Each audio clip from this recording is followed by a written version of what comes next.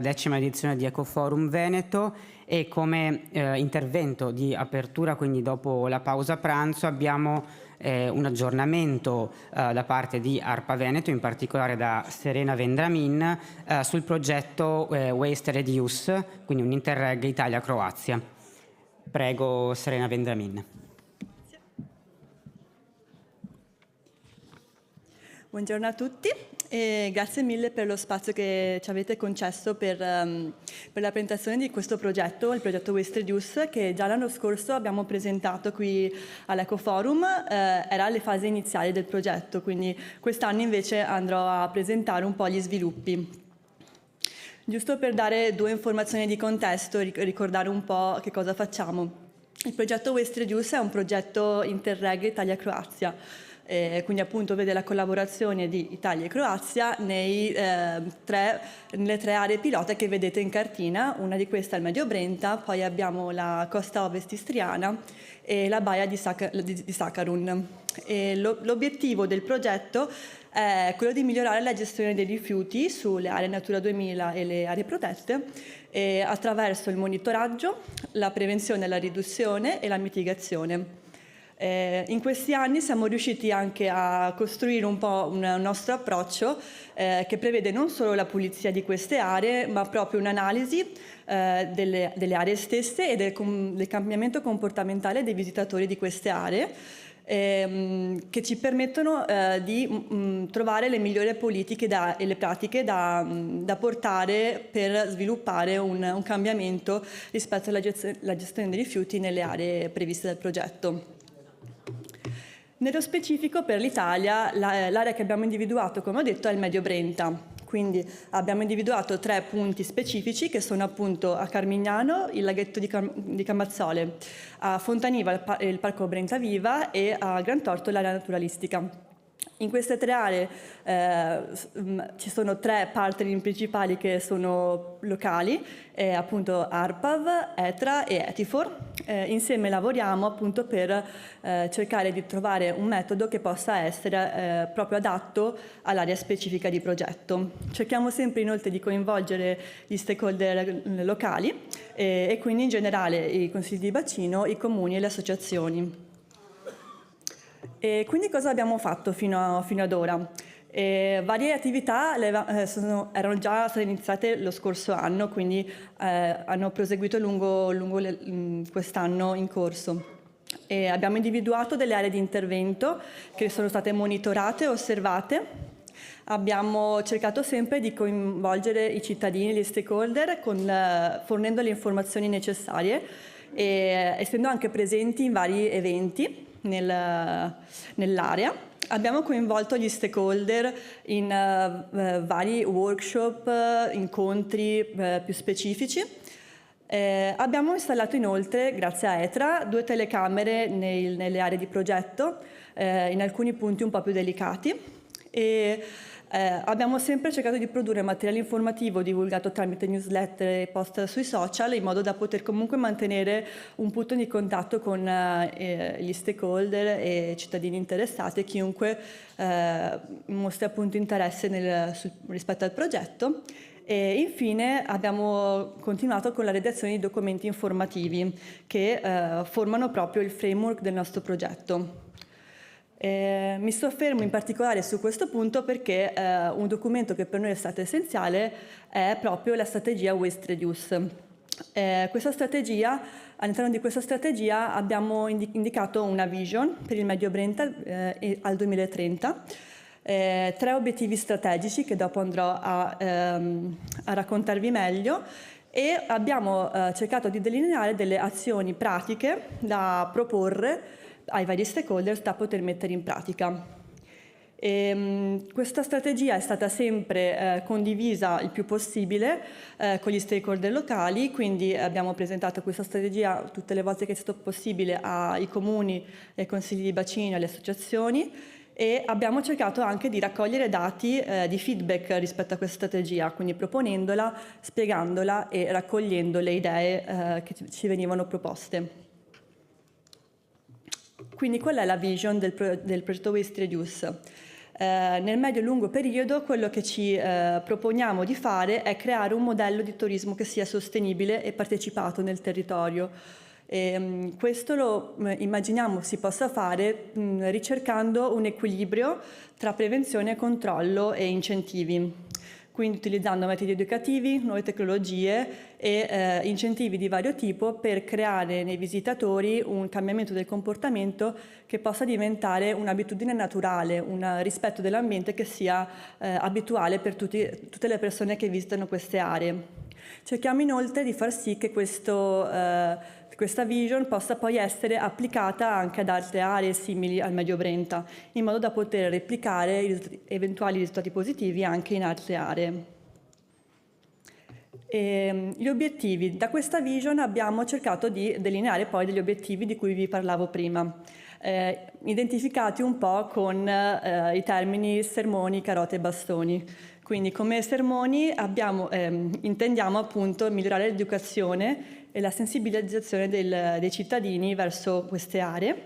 Per questo obiettivo alcune linee d'azione possono essere l'installazione di cartelli informativi nei punti di ingresso di queste aree, organizzare brevi sessioni sempre informative che possano accompagnare i visitatori che entrano in queste aree e creare anche delle campagne social che possano essere postate spesso o meno spesso sui social dei vari punti per poter informare e contribuire alla conoscenza dei cittadini e dei visitatori rispetto a queste aree.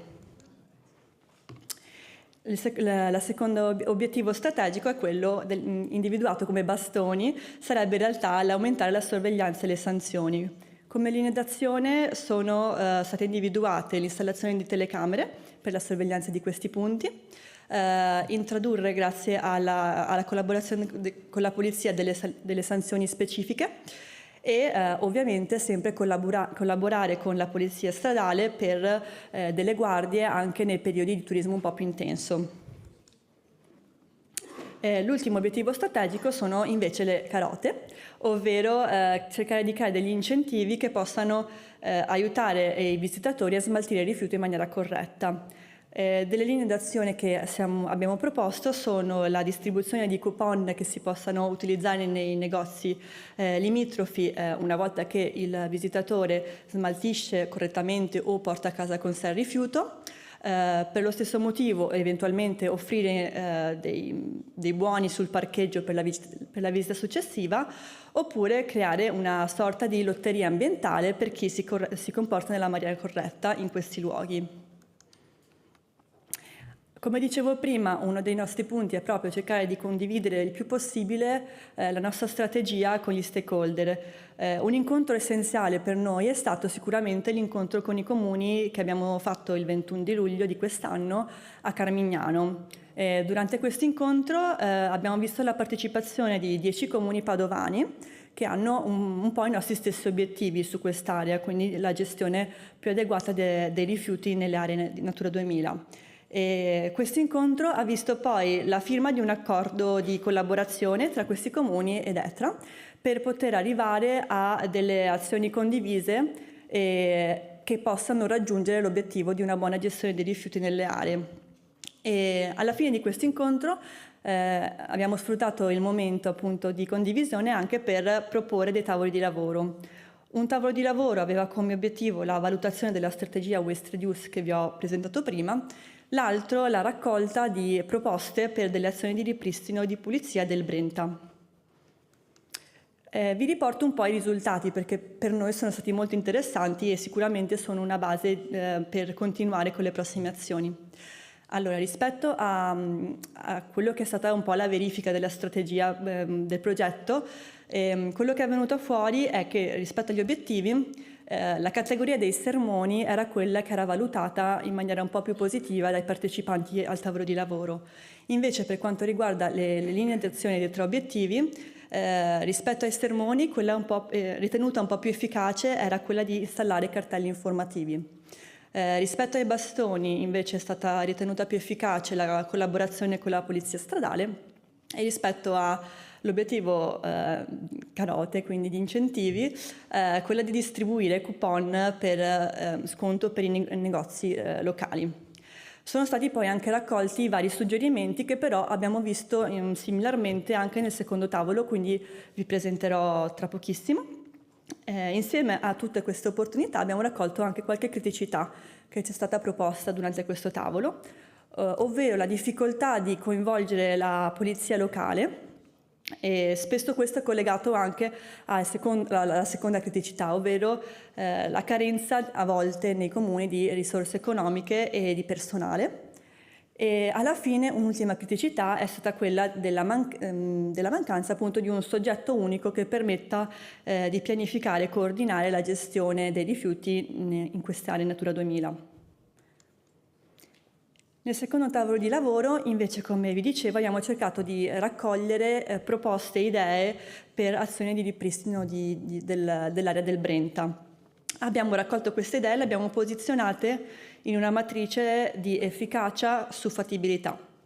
Alcune di queste idee, come vi dicevo, ripetono un po' i suggerimenti anche del primo tavolo, e appunto partendo dalla parte di efficacia, vediamo come proposta una governance coordinata e strutturata per queste aree, la modifica della distribuzione dei cestini, installazione di barriere galleggianti o di setacciamento, un piano di raccolta anche in previsione di piene, sistemi di cauzione e divieto del monouso, convenzione con imbarcazioni private o altre tipologie di associazioni che possano pulire il fiume partendo proprio dall'acqua, attività di raccolta con scuole e associazioni e informazione ai cittadini con l'inserimento di cartellonistica, anche info point in base alle zone. Questi appunto sono stati posizionati in base a cosa è stato ritenuto più efficace o più fattibile per dare a noi un'idea di come muoverci anche prossimamente. Quindi, anche in base a questi spunti che abbiamo raccolto, stiamo un po' cercando di delineare i nostri prossimi passi. Sicuramente una delle cose che continueremo a fare sarà dialogare con gli enti gestori e con i comuni locali per lavorare in sinergia con tutti loro. Cercheremo di proporre nuove proposte per una governance di queste aree rispetto alla gestione dei rifiuti. A breve, a gennaio, ipoteticamente, avremo un workshop proprio per parlare di questi argomenti e, come sempre, continueremo a informare il cittadino sui progressi e sugli aggiornamenti di questo progetto.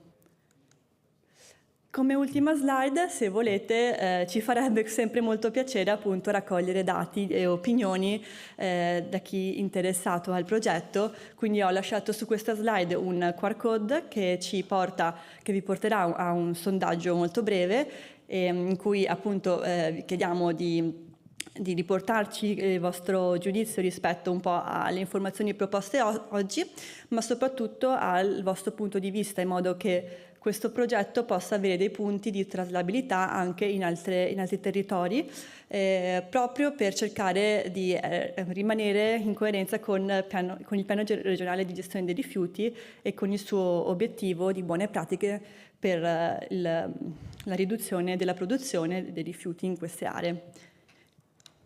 Vi ringrazio molto e buona continuazione. Grazie molte a Serena Vendramine per l'aggiornamento del progetto.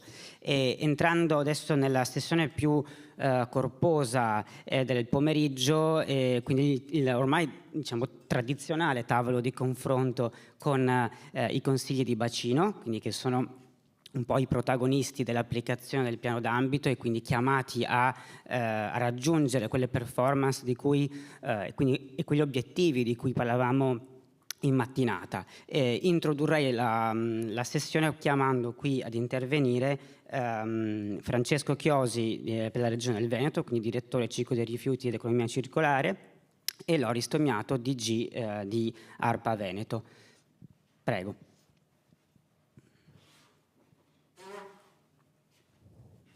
Potete intervenire dove preferite, sia sul divanetto o... Io mi metto qua dopo.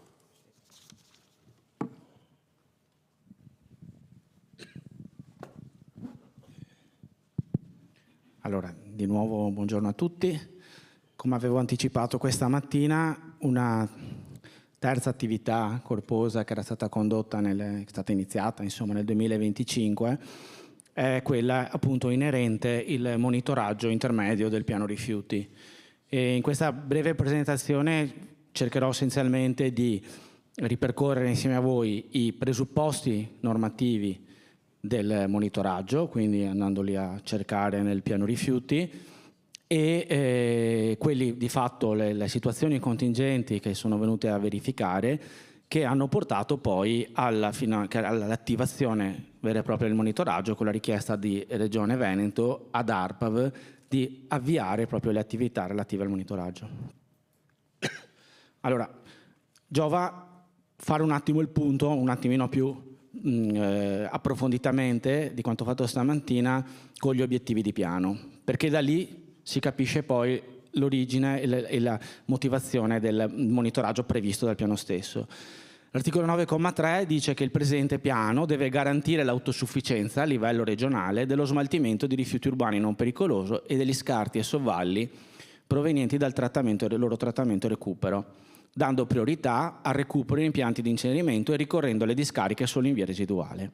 Abbiamo visto questa mattina, l'abbiamo detto, quindi c'è questo primo obiettivo di autosufficienza su RUR e scarti e nella stessa frase si delinea quella che deve essere la priorità agli impianti di incenerimento e alla ricorso residuale alle discariche. Poi abbiamo visto che al 2030 questo si declina, l'obiettivo di autosufficienza, in particolare con queste due indicazioni, cioè che non ci deve essere necessità di apertura di nuove discariche o di ampliamento a nuove volumetrie delle discariche esistenti e non necessità di realizzazione di nuovi impianti di termovalorizzazione o incremento delle capacità di trattamento di quelli esistenti. Abbiamo visto che affinché ciò si realizzi, quindi la capacità di termovalorizzazione installata al 2030 dovrà essere sufficiente al trattamento di tutto il rifiuto urbano da inviare a chiusura del ciclo.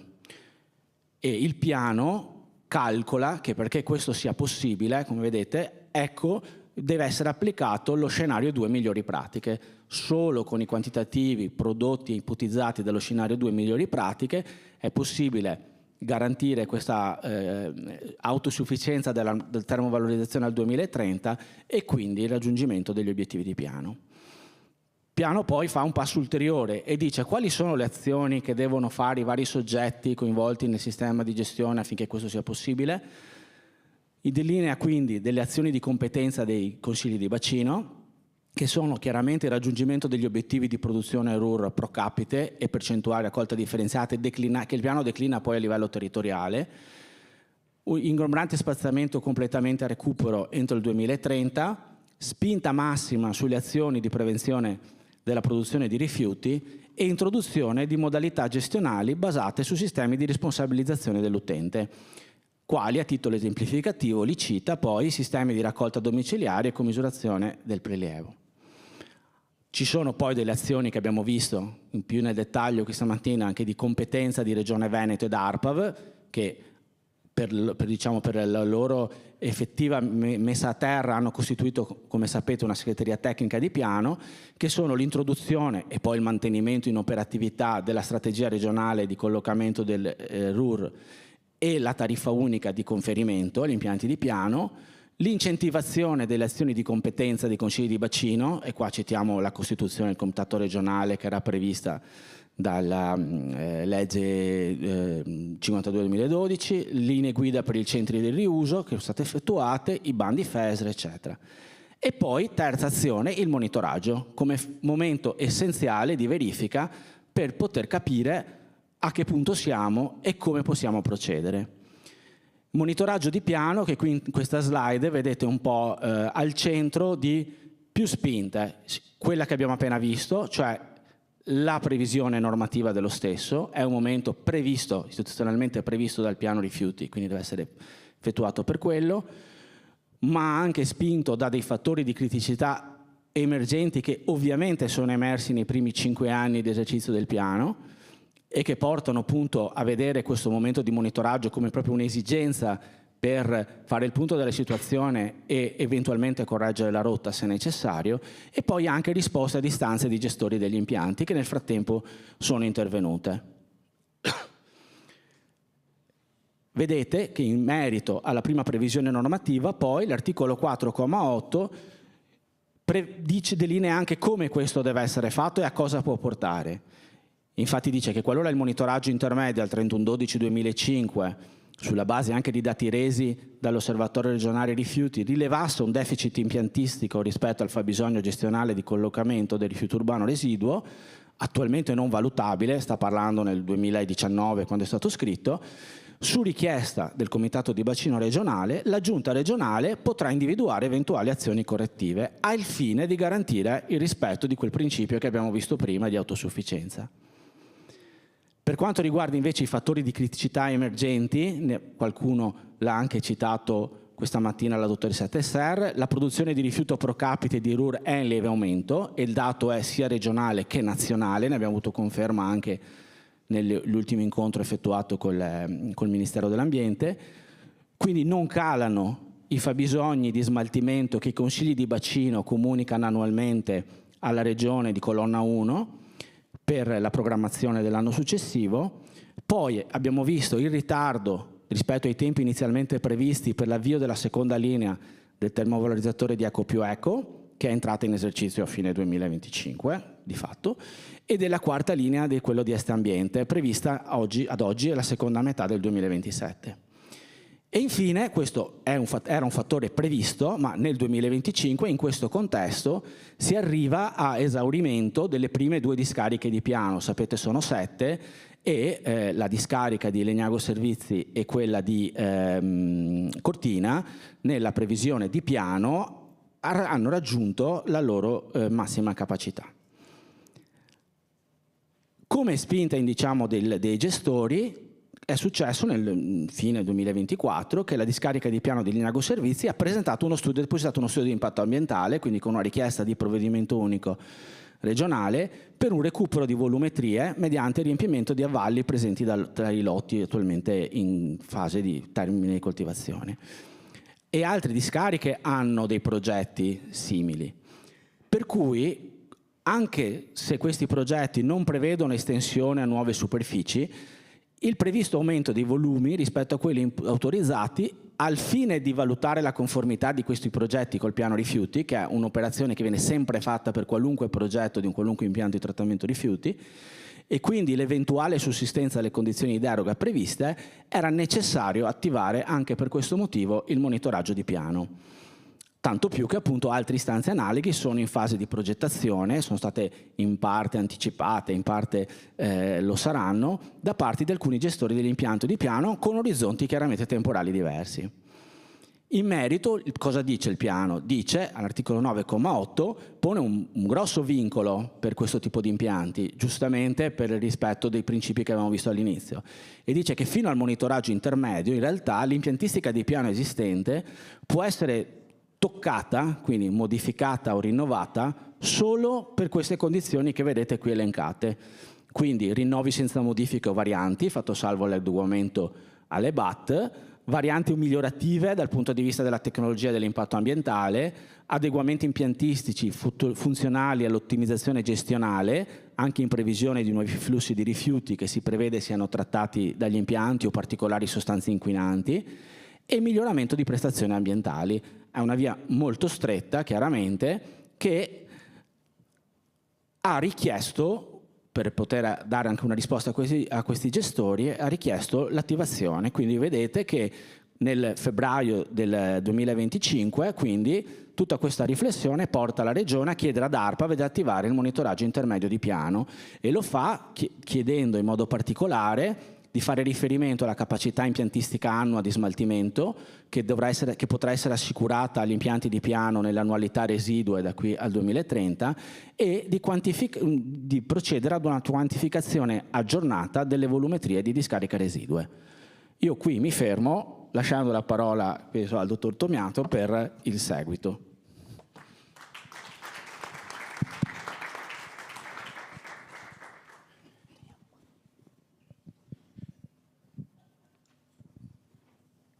Sì, mi fate partire? No. Allora, ringrazio l'ingegner Chiosi per l'inquadramento normativo, ma alla luce della mattinata di questa mattina io direi inizialmente di dilatare, poi magari facciamo uno zoom sugli urbani, ma di dilatare i temi collegati al monitoraggio intermedio di piano. Allora, è evidente che il piano in sostanza verifica il grado di implementazione dei risultati ottenuti sugli urbani, sugli speciali e su altri focus che all'epoca avevamo messo in evidenza. Perché dico questo? Perché la mattinata di questa mattina ci ha dato spunti enormi sull'innovazione, ci ha dato spunti enormi su alcuni box che avevamo immaginato 5 anni fa ormai, quando anche dal confronto con gli amici di Legambiente in sostanza eravamo arrivati a definire un percorso. Ricordiamo tutti la difficoltà 5 anni fa di avere proposte da Confindustria, di avere un rapporto col mondo universitario per l'innovazione. Questa mattina abbiamo invece visto la concretezza di quello che magari 5 anni fa erano solo delle idee embrionali. Quindi in sostanza direi che è corretto dire che è un passo obbligato il monitoraggio di piano, ma è anche un'opportunità per iniziare a dire ok, abbiamo in questo snodo intermedio, che fa anche comodo dire interviene con un cambio dell'amministrazione regionale, quindi anche con una necessità di dare forza e vigore anche politico, voglio dire, ad alcune idee che stavano là, è quella di dire ok, partendo dal fatto che il piano di gestione rifiuti definiva delle azioni chiare che sono state riassunte prima, i soggetti attuatori, gli obiettivi e gli scenari. Il monitoraggio quindi mira per gli urbani a valutare il grado di implementazione delle azioni e i risultati attesi.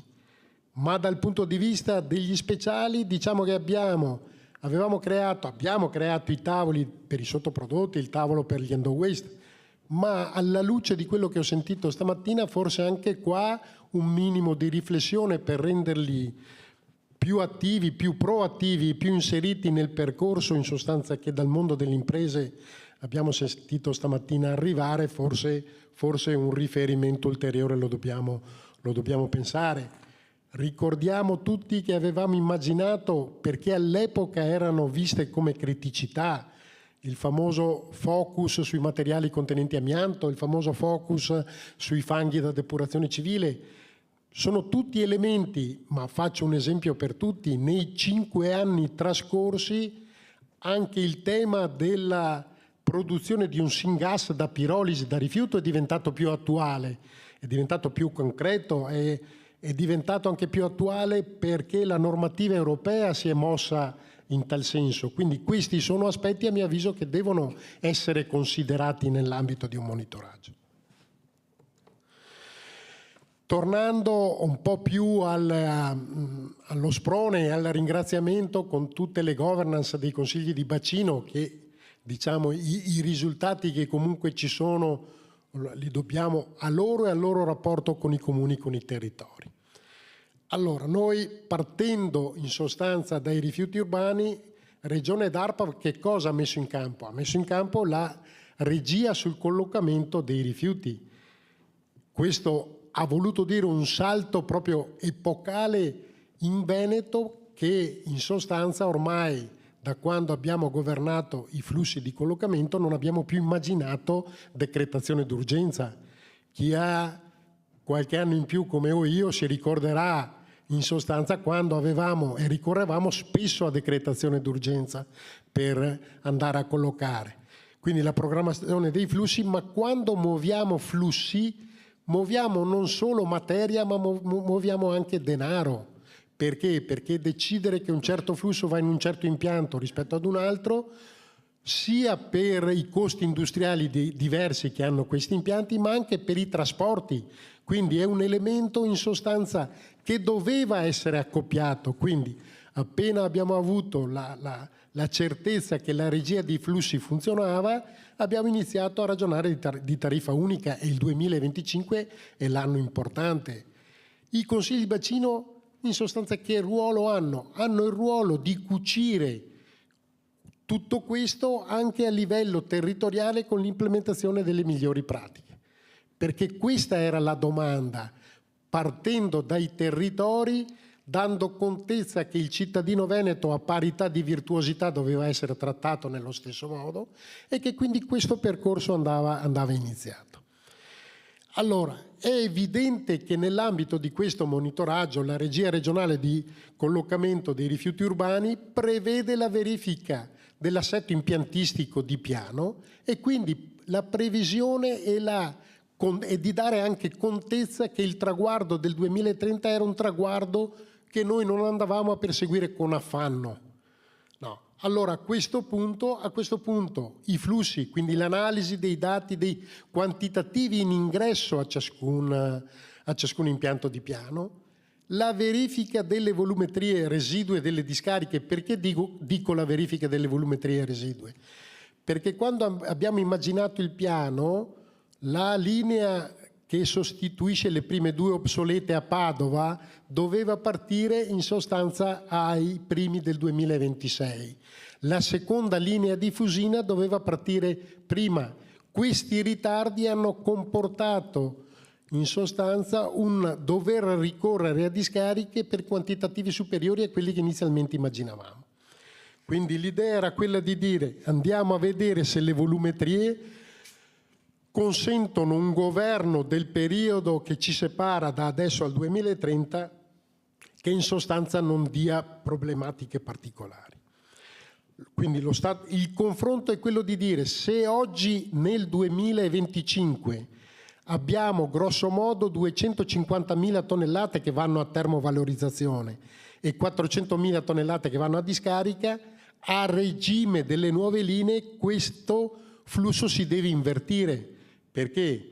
Perché i 3 termovalorizzatori in Veneto daranno la garanzia per 400.000 tonnellate. Quindi questa valutazione della capacità impiantistica e dell'andamento era necessaria.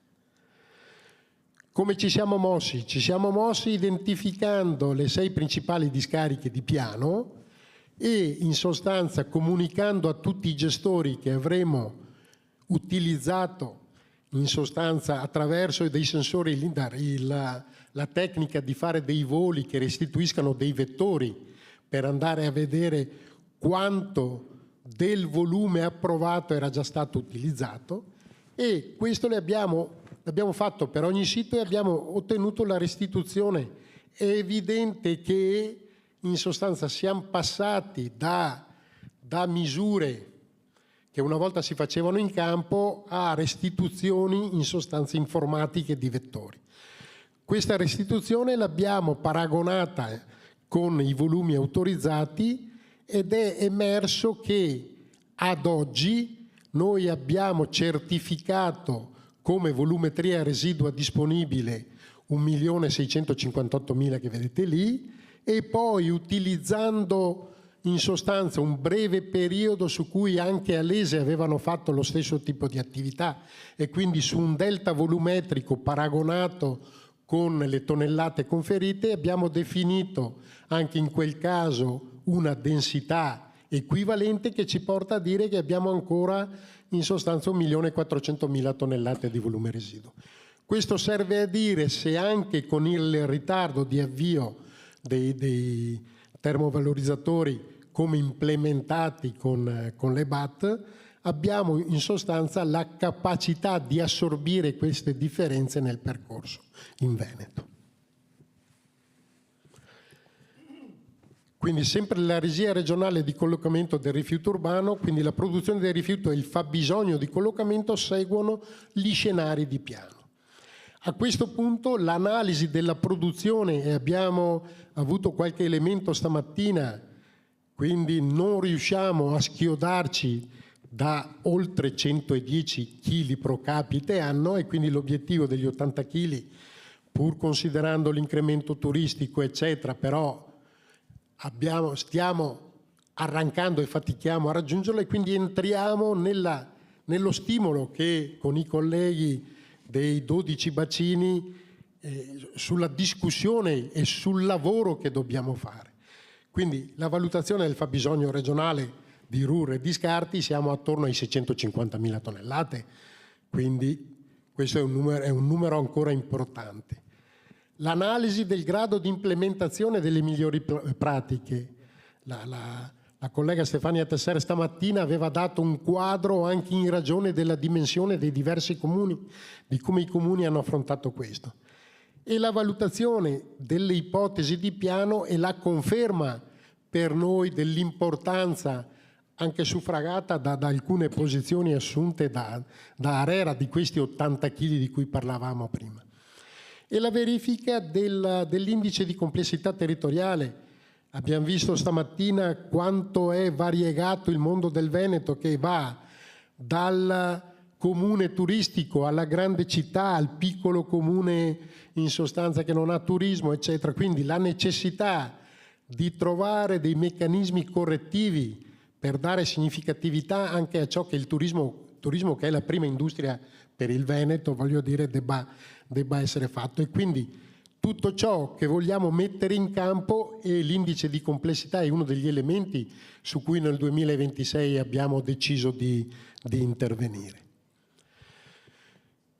Quindi questa necessità, il mancato disaccoppiamento dei consumi famiglie e produzione dei rifiuti, ne discutevamo qualche giorno fa anche con i colleghi di Lega Ambiente e anche in un'intervista che un giornalista mi ha chiesto.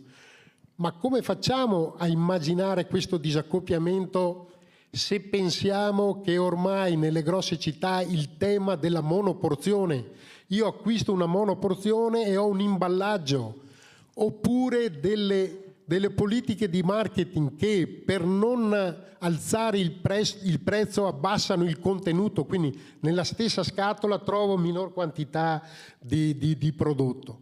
Allora, questo è uno degli elementi su cui però dobbiamo muovere anche il mondo dell'impresa, cioè che non può essere solo compito dei territori. La produzione pro capite del rifiuto post pandemia che non cala, l'incremento costante delle presenze turistiche, come abbiamo visto stamattina, e in alcuni territori la bassa ancora implementazione delle migliori pratiche. Tutto questo in sostanza anche con il ritardo sulle modalità di gestione anche minime. Abbiamo territori di eccellenza, abbiamo sentito anche il collega di Verona quanto tempo e quanto sforzo ha messo per muovere un territorio che era fermo da 10 anni. Questa l'abbiamo vista stamattina, è in sostanza come l'introduzione delle migliori pratiche possono essere delle forzanti al raggiungimento degli obiettivi. Diciamo quindi che il contesto di partenza, l'introduzione delle migliori pratiche, l'applicazione degli ICT sono gli elementi che a nostro avviso sono gli elementi di lavoro del 2026. Questo magari unito al fatto che l'abbiamo sentito, sta peggiorando la nostra raccolta differenziata. Produciamo più scarto, tenete presente che nel differenziale da 2.300.000 che sono i rifiuti urbani prodotti in Veneto, ai 650.000 che sono il rifiuto urbano residuo e gli scarti, in questo differenziale noi abbiamo 130.000 tonnellate di scarto e se peggiora la raccolta differenziata questi 130.000 aumentano. Abbiamo quindi deciso, proprio per uniformare, per dire che è terza anche la verifica di quanto e di come vengono effettuate le raccolte differenziate, di fare delle analisi merceologiche, sui gestori in maniera omogenea, quindi ARPA le farà e le farà per avere quindi un quadro di raffronto sui 12 territori in maniera uniforme. Perché? Perché la bassa qualità più scarti da gestire, il tasso di riciclaggio. Discutevamo stamattina con Stefania, l'Emilia Romagna ci sta superando, ci ha superato anzi nel 2000 con i dati del 2024, Noi però oggi possiamo dire che siamo al 69%, no? In termini di tasso di riciclaggio, e vorremmo che almeno il dato di tutte le regioni ci fosse. Noi siamo vicini a quel 70% che è l'obiettivo di piano, e quindi in questo senso ci stiamo muovendo. Mi fermerei qua. No, grazie. Grazie a Loris Tomiato e Francesco Chiosi per i loro contributi. Vi ringrazio e vi congedo gentilmente e lascio la parola a Piero De Candia di Lega Ambiente Veneto, e poi diamo spazio ai direttori dei consigli di bacino. Ok. Allora, io appunto volevo parlare, ma penso che i due interventi che mi hanno preceduto abbiano un po' detto tutto, no? Anch'io volevo parlare un po' dell'aumento di rifiuti e ci ho avuto anche alla società, alle monoporzioni, al marketing c'è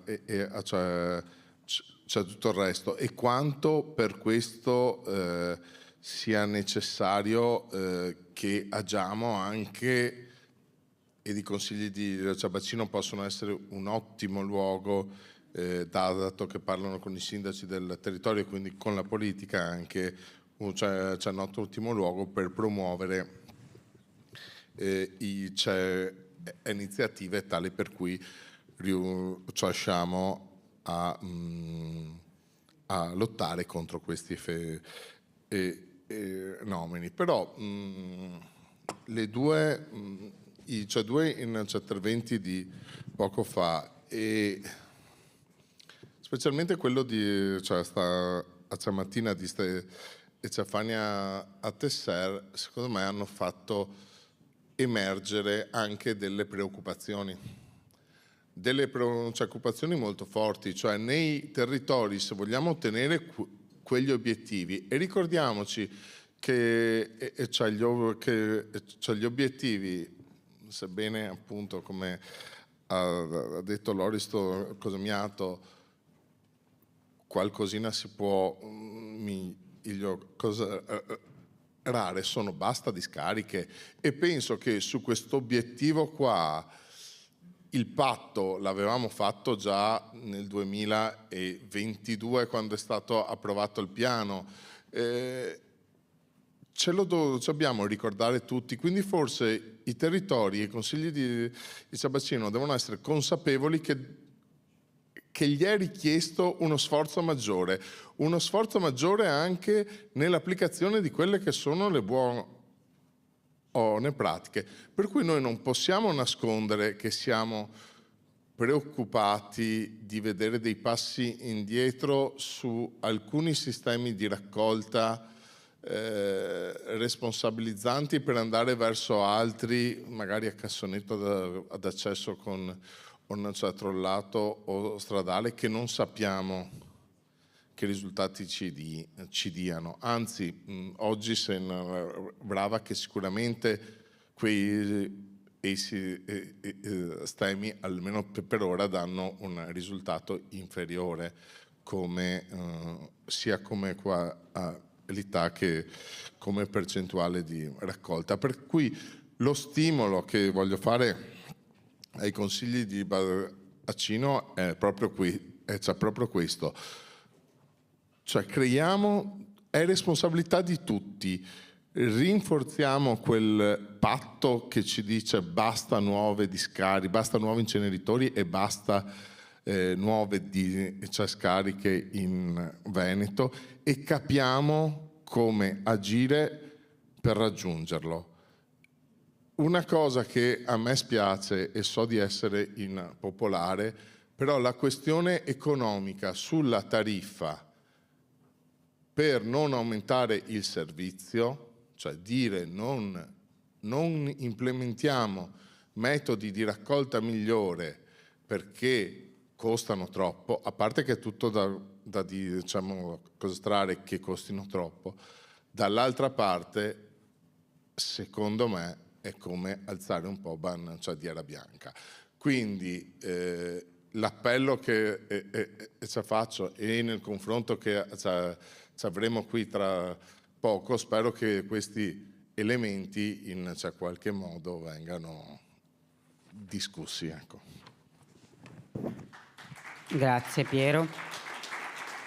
E allora questo tanto atteso confronto tra i consigli di bacino finalmente arriva e comincerei intanto invitando, dividiamo il gruppo in 2 slot e comincerei intanto a chiamare qui i primi relatori, in particolare quindi Laura Salvatore, direttrice del Consiglio di Bacino Padova Centro, e poi rimarrà anche nel secondo slot per il bacino Padova Sud, Luisa Tiraoro, direttrice del Consiglio di Bacino di Venezia Ambiente, Francesco Bertolaso, presidente del bacino Verona Nord, e Giovanni Biagini, direttore del Consiglio di Bacino di Rovigo.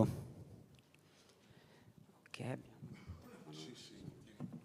teniamo uno qui. Ok, quindi adesso sono... Ok. Sì, cominciamo con Padova Centro. Sì. Allora, abbiamo un intervento, direi, e quindi al relatore attorno ai 6-7 minuti. Adesso azzeriamo il tempo.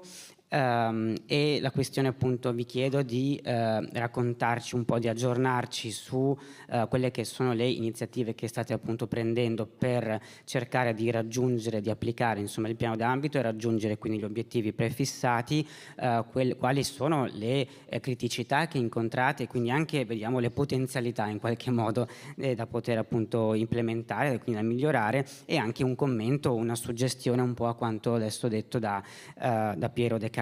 Cominciamo con Laura Salvatore e a seguire Luisa Tiraoro. Grazie a tutti e soprattutto grazie a Legambiente per questa sempre interessante iniziativa che ci pone a confronto e nel contempo ci invita anche a riflettere, ed è sempre un qualcosa che è utile nel nostro lavoro, nel quale siamo ovviamente sommersi. Io parto subito col Padova Centro facendo un po' l'analisi del mio consiglio di bacino. È un consiglio di bacino composto quasi al 70% dalla grande città di Padova, città sopra i 200.000 abitanti, e per l'altro 30% a oggi composto appunto da 5 comuni. 5 comuni che naturalmente, se io li prendo da soli, raggiungono, penso, già abbondantemente quello che è, o comunque ci sono molto vicini a quello che era l'obiettivo di piano, non dico 2030, ma sicuramente anche quello intermedio previsto. Ciò che invece spinge in giù il Consiglio di Bacino è ovviamente la città di Padova, una città che è particolarmente complessa. Io sono anche dirigente del settore ambiente del Comune di Padova, quindi dal mio punto di vista posso portare un'esperienza di una grande città. La grande città è complessa di per sé, ma è complessa non perché non si voglia lavorare o perché non ci sono gli strumenti per farlo, ma è complessa perché appena si muove qualcosa c'è un equilibrio che salta. Sembra un qualcosa di difficile da capire, però se lo si pensa è così. Faccio un esempio. Nella città di Padova, solo per implementare una raccolta porta a porta in un quartiere di Padova, ultimamente, ci abbiamo messo, penso, più di 1 anno e mezzo, circa. Che non è perché non siamo capaci di lavorare, ma è perché una volta che si entra nel territorio ci sono delle situazioni difficili da affrontare. C'è un contesto che cambia, bisogna affrontare il quartiere come se fosse di fatto un piccolo comune e naturalmente il tempo corre. Il tempo corre e quindi si perdono a volte mesi che sono anche mesi importanti. Poi soprattutto siamo anche accompagnati a Padova, devo dirlo, da un gestore che comunque ci segue molto su questo.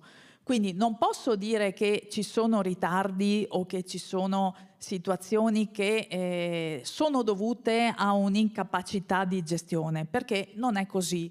Il quadro è chiaro, sappiamo dove dobbiamo arrivare, dobbiamo raggiungere la percentuale del piano regionale, siamo ancora abbondantemente sotto, però stiamo mettendo in piedi, anche correndo, molte attività. Allora, intanto stiamo istituendo un nuovo centro di raccolta in città che naturalmente ci darà sicuramente un altro incremento sulla quantità e spero anche qualità di raccolta differenziata, perché non dimentichiamo che, appunto, come è stato anche detto, non si tratta solo di dire io devo raggiungere quel risultato, ma devo anche raggiungerlo in un certo modo, cioè garantendo la qualità. Proprio per questo, proprio perché anche a Padova abbiamo notato che c'è comunque un peggioramento della qualità, il gestore appunto si era già attivato per chiedere tramite i fondi del PNRR un impianto appunto di preselezione di carta e plastica, questo per garantirci comunque anche la qualità di quello che il cittadino va a differenziare e non solo il cittadino. Dal nostro punto di vista come Consiglio di Bacino stiamo mettendo in piedi tantissime attività, adesso anche contro gli abbandoni. Questa è un'altra grossa piaga che abbiamo nelle grandi città, che comunque molto spesso ci crea delle disfunzioni all'interno del servizio. Stiamo portando a termine il regolamento unico di bacino e all'interno di questo abbiamo previsto appunto la figura degli accertatori ambientali, so che se ne è parlato anche stamattina. Noi stiamo cercando di dare un ruolo a questi accertatori, però certo ci manca il cappello della legge regionale. Questo perché anche la nostra polizia locale del comune di Padova ci dice ma è inutile che voi inseriate tutto nel regolamento, perché comunque se non c'è una legge che ne disciplina, diciamo, il ruolo, per quanto ci sia poi il decreto di nomina del sindaco e per quanto voi scriviate, comunque il tutto è sempre ricorribile da parte del soggetto che poi viene sanzionato da questi accertatori. Quindi esiste anche questo problema che pongo perché è un problema importante. Noi adesso a breve firmeremo questo protocollo no abbandoni tra tutti i comuni del bacino e finalmente daremo attuazione a questa cabina di regia tra tutti i comuni, proprio per cominciare a mettere in campo anche azioni condivise, perché vediamo spesso che chi abbandona magari arriva da altri comuni, non è tanto e solo il cittadino padovano. Come grande città stiamo anche lavorando e abbiamo chiesto, io credo che anche negli anni scorsi ho chiesto l'istituzione appunto di un tavolo che comunque ho battuto molto su questo, ma non perché deve essere una giustificazione.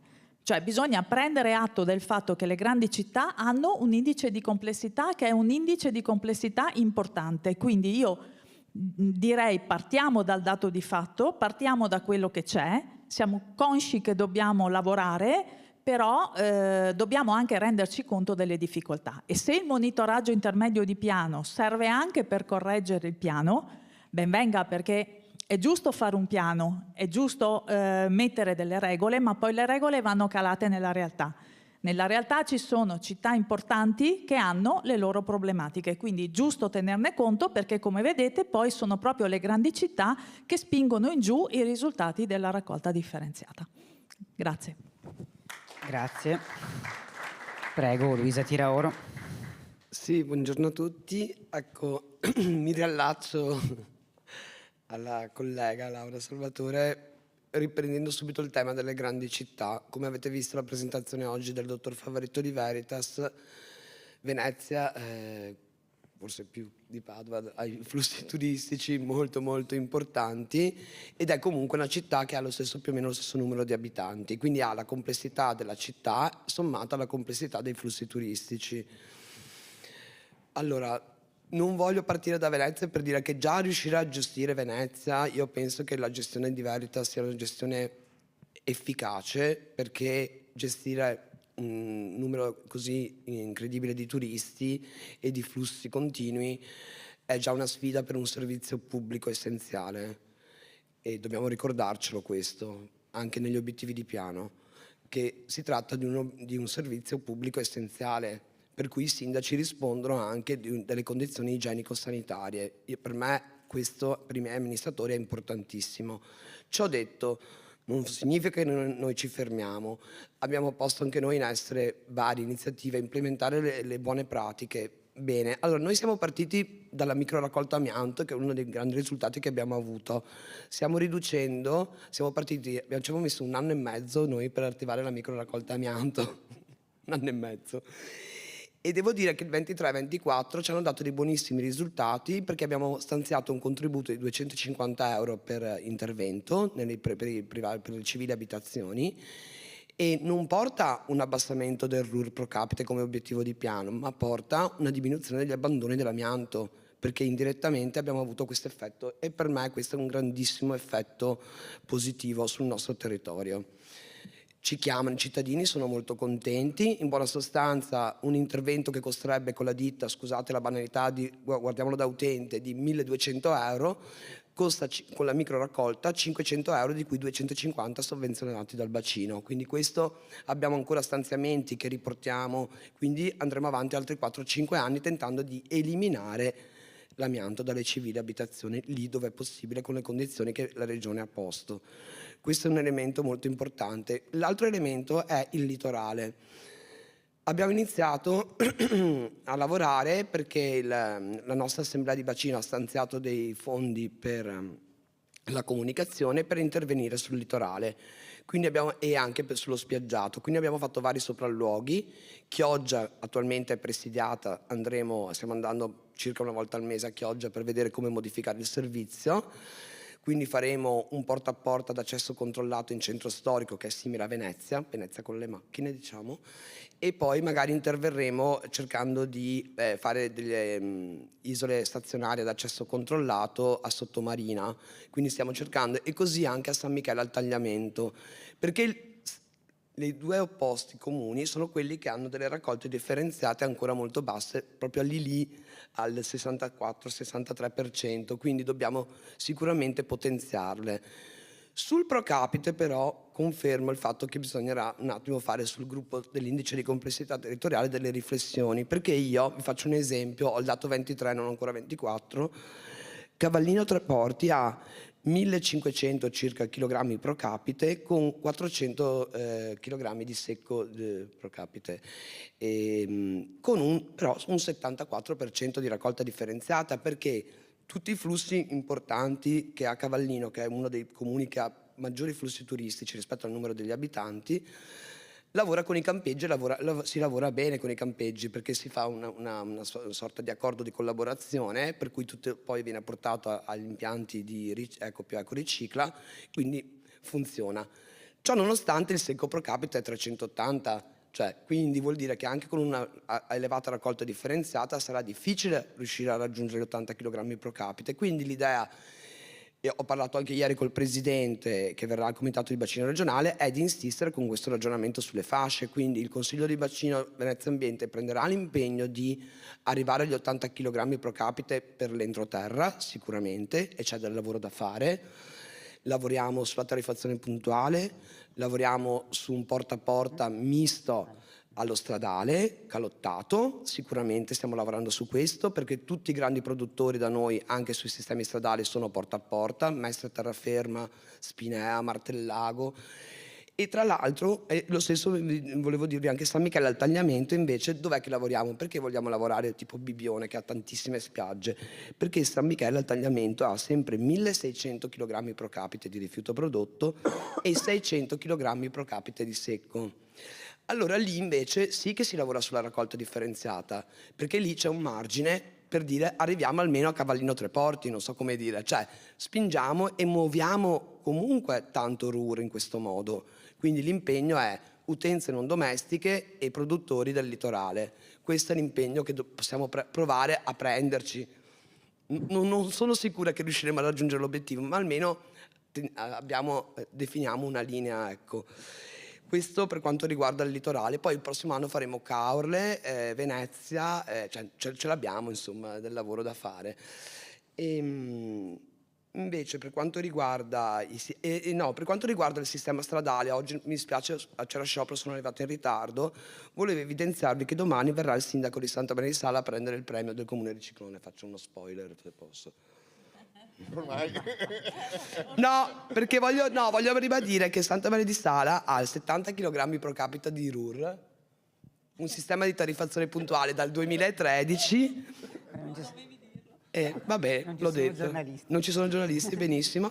E l'86,7% di raccolta differenziata. Ci saranno degli scarti RD, ma l'86,7% di raccolta differenziata è un risultato encomiabile. Questo per dire che stiamo facendo delle analisi e ringrazio ARPAV, oltre a Legambiente, per questa possibilità di confronto, per questo discorso delle merceologiche, che ci saranno molto molto utili per capire come organizzare al meglio il servizio nel sistema, a mio parere, misto. Per cui noi abbiamo realtà ad alta densità abitativa dove lo sforzo del porta a porta, come diceva oggi il dottor Favaretto, è impossibile perché non troviamo operatori e quindi non possiamo rischiare, soprattutto sul litorale, di non svolgere il servizio. Ecco, mentre se delle merceologiche ci danno dei risultati anche buoni su alcune altre modalità di sistemi di raccolta con la calotta, questo sarebbe per noi un grandissimo risultato, per tutti noi io penso, anche per un contenimento dei costi.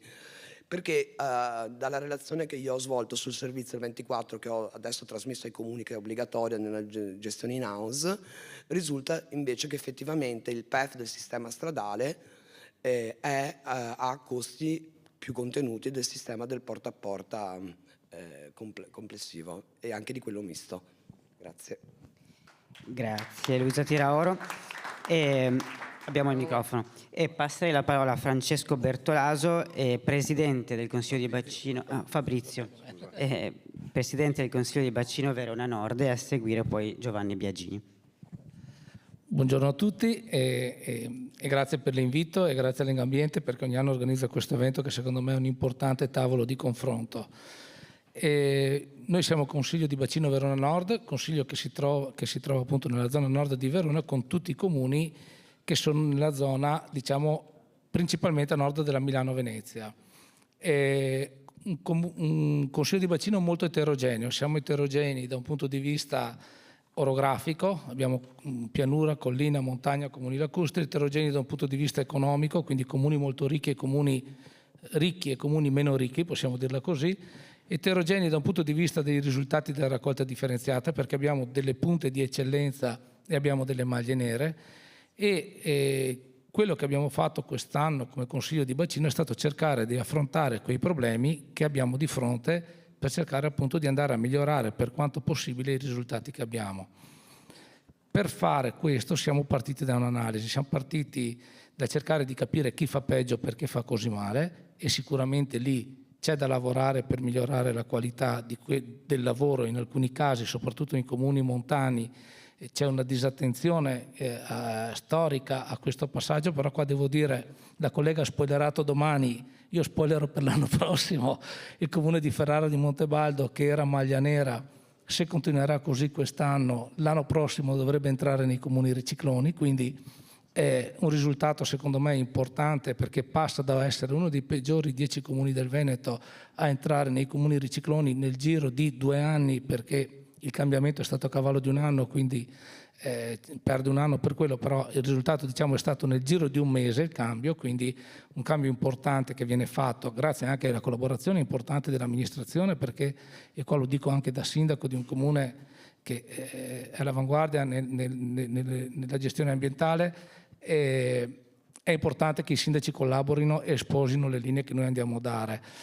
Dall'altra parte ci troviamo un'eterogeneità importante, ed in particolare mi riferisco al lago di Garda. Il lago di Garda è una zona che fa 15 milioni di presenze concentrate nei 6 mesi a cavallo dei 3 mesi estivi, però non sono neanche tutte uguali i 15 milioni di presenze che fa, perché abbiamo ad esempio Peschiera del Garda, che è un comune di 10.500 abitanti e ha 8 campeggi. Uno solo di questi campeggi può contenere 6.000 persone, quindi gli 8 campeggi nel periodo estivo sono più grandi del paese, del comune durante il periodo estivo appunto.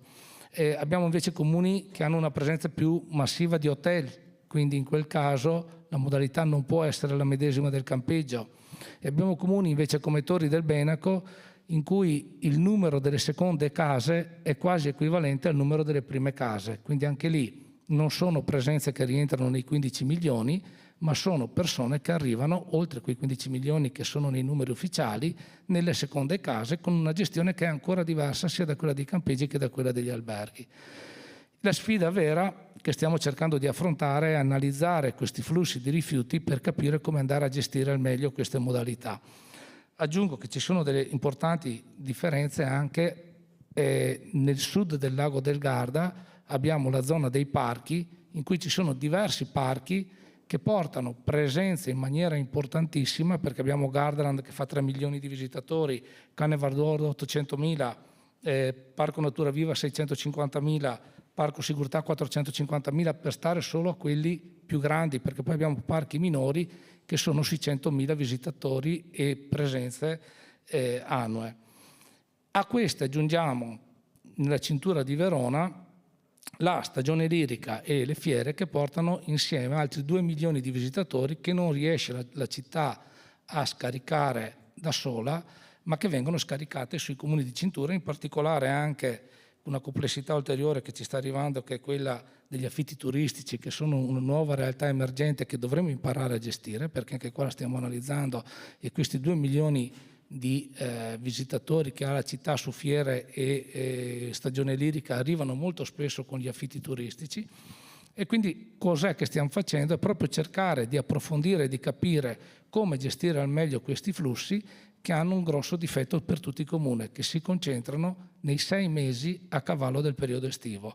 E questo ci crea non solo un problema di maggior produzione di rifiuti, ma con la ditta che fa la raccolta abbiamo anche problemi di personale, perché la necessità per fare i servizi che sono previsti richiede un aumento di personale del 25%, che in anni passati era affrontabile, perché in anni passati, quando c'era gente che cercava lavoro, si riusciva a trovare facilmente quel personale per i 6 mesi estivi.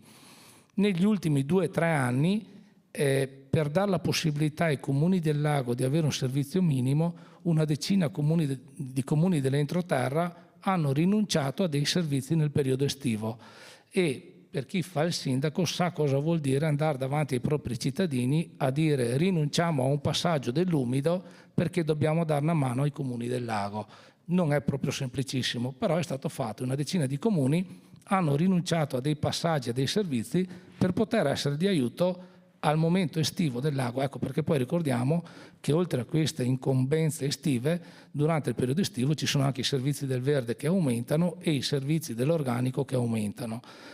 Ecco, quindi quello che noi dobbiamo fare è capire bene questi flussi, cercare delle soluzioni che ci permettono di essere efficienti, ma che ci consentano anche di fare la raccolta, perché il problema del personale non è un problema banale. Il problema del personale può vincolare le modalità di raccolta.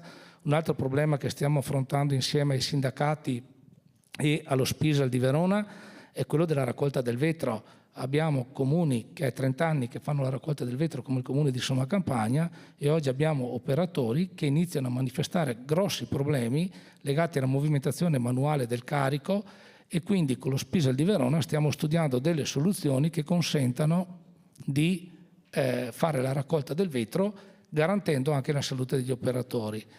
Quindi tanto lavoro da fare. Siamo partiti quest'anno, avevamo annunciato l'anno scorso che avremmo costituito una società unica che farà in-house, che farà la raccolta e servizio rifiuti per tutti i 58 comuni. La società nascerà il 16 di dicembre, quindi in quest'anno siamo riusciti a farla e trovare l'accordo dei 58 comuni.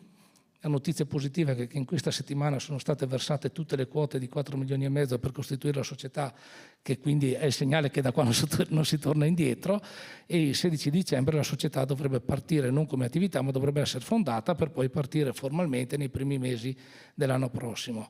Tante attività, tante sfide davanti, e cercando di arrivare il più velocemente possibile agli obiettivi che ci sono stati dati, tenendo conto però da dove si parte.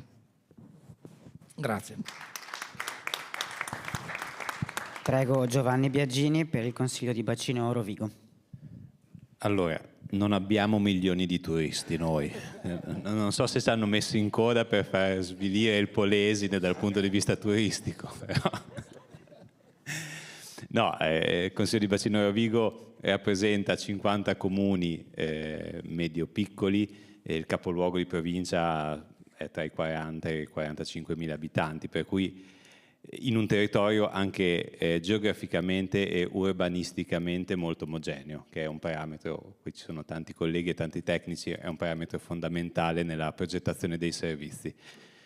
Penso che anche questo fattore sia stato uno di quelli che ha aiutato gli importanti risultati che già da 2 anni anche qui all'Ecoforum osserviamo. Io ringrazio anche Legambiente che ci permette di avere un minimo, Legambiente, Regione, di avere un riconoscimento anche a livello regionale e nazionale.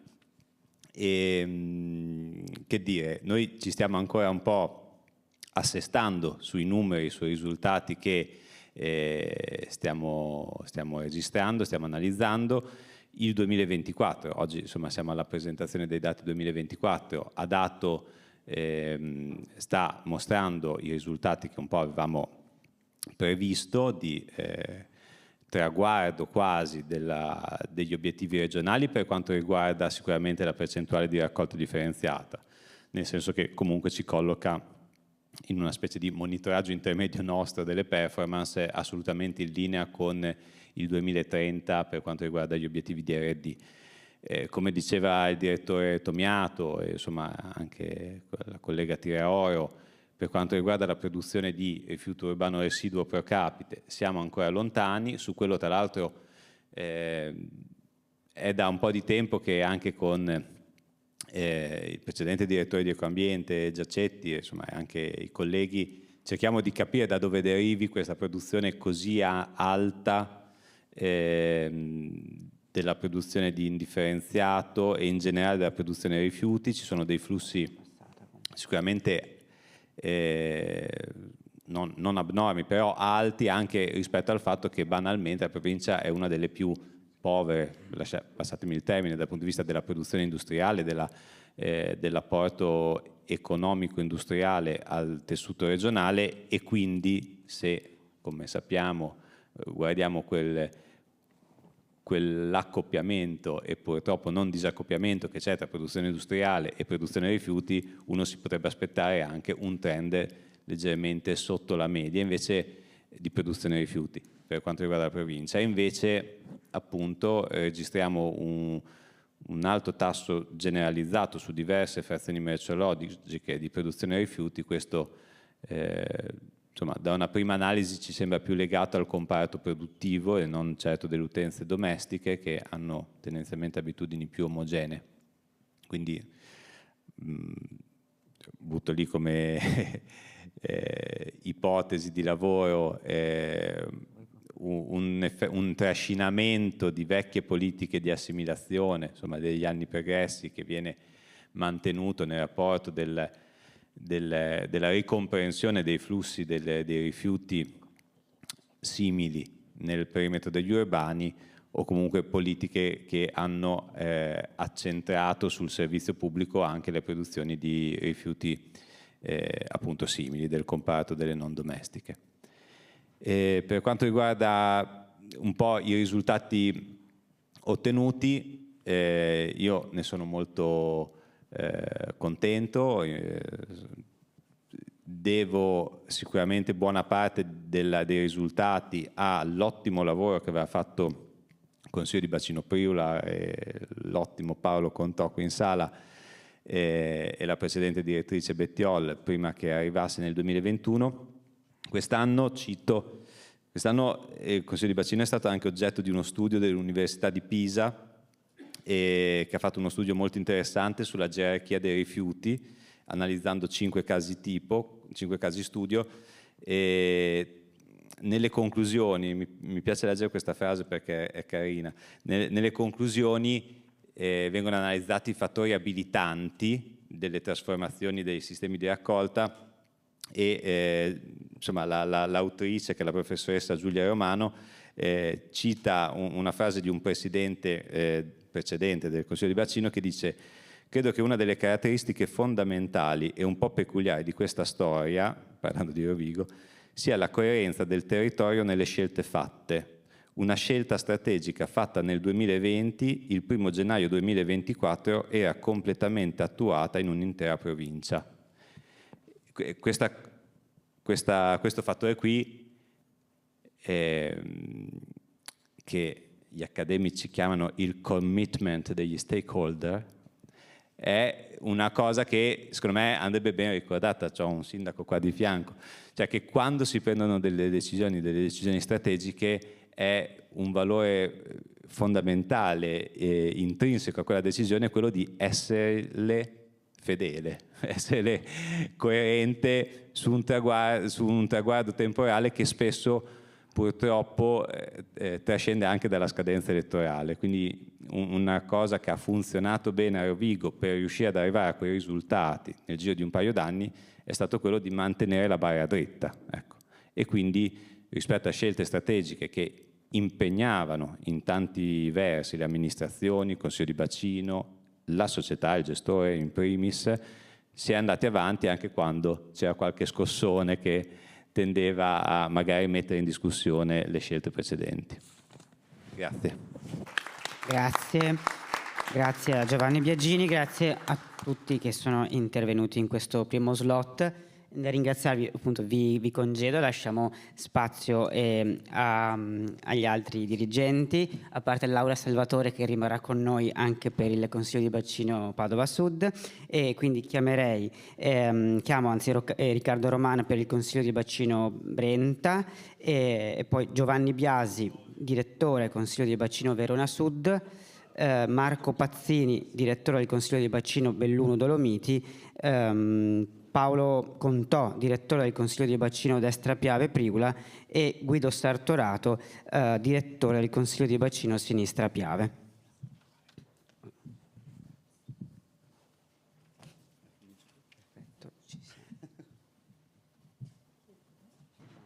Perfetto.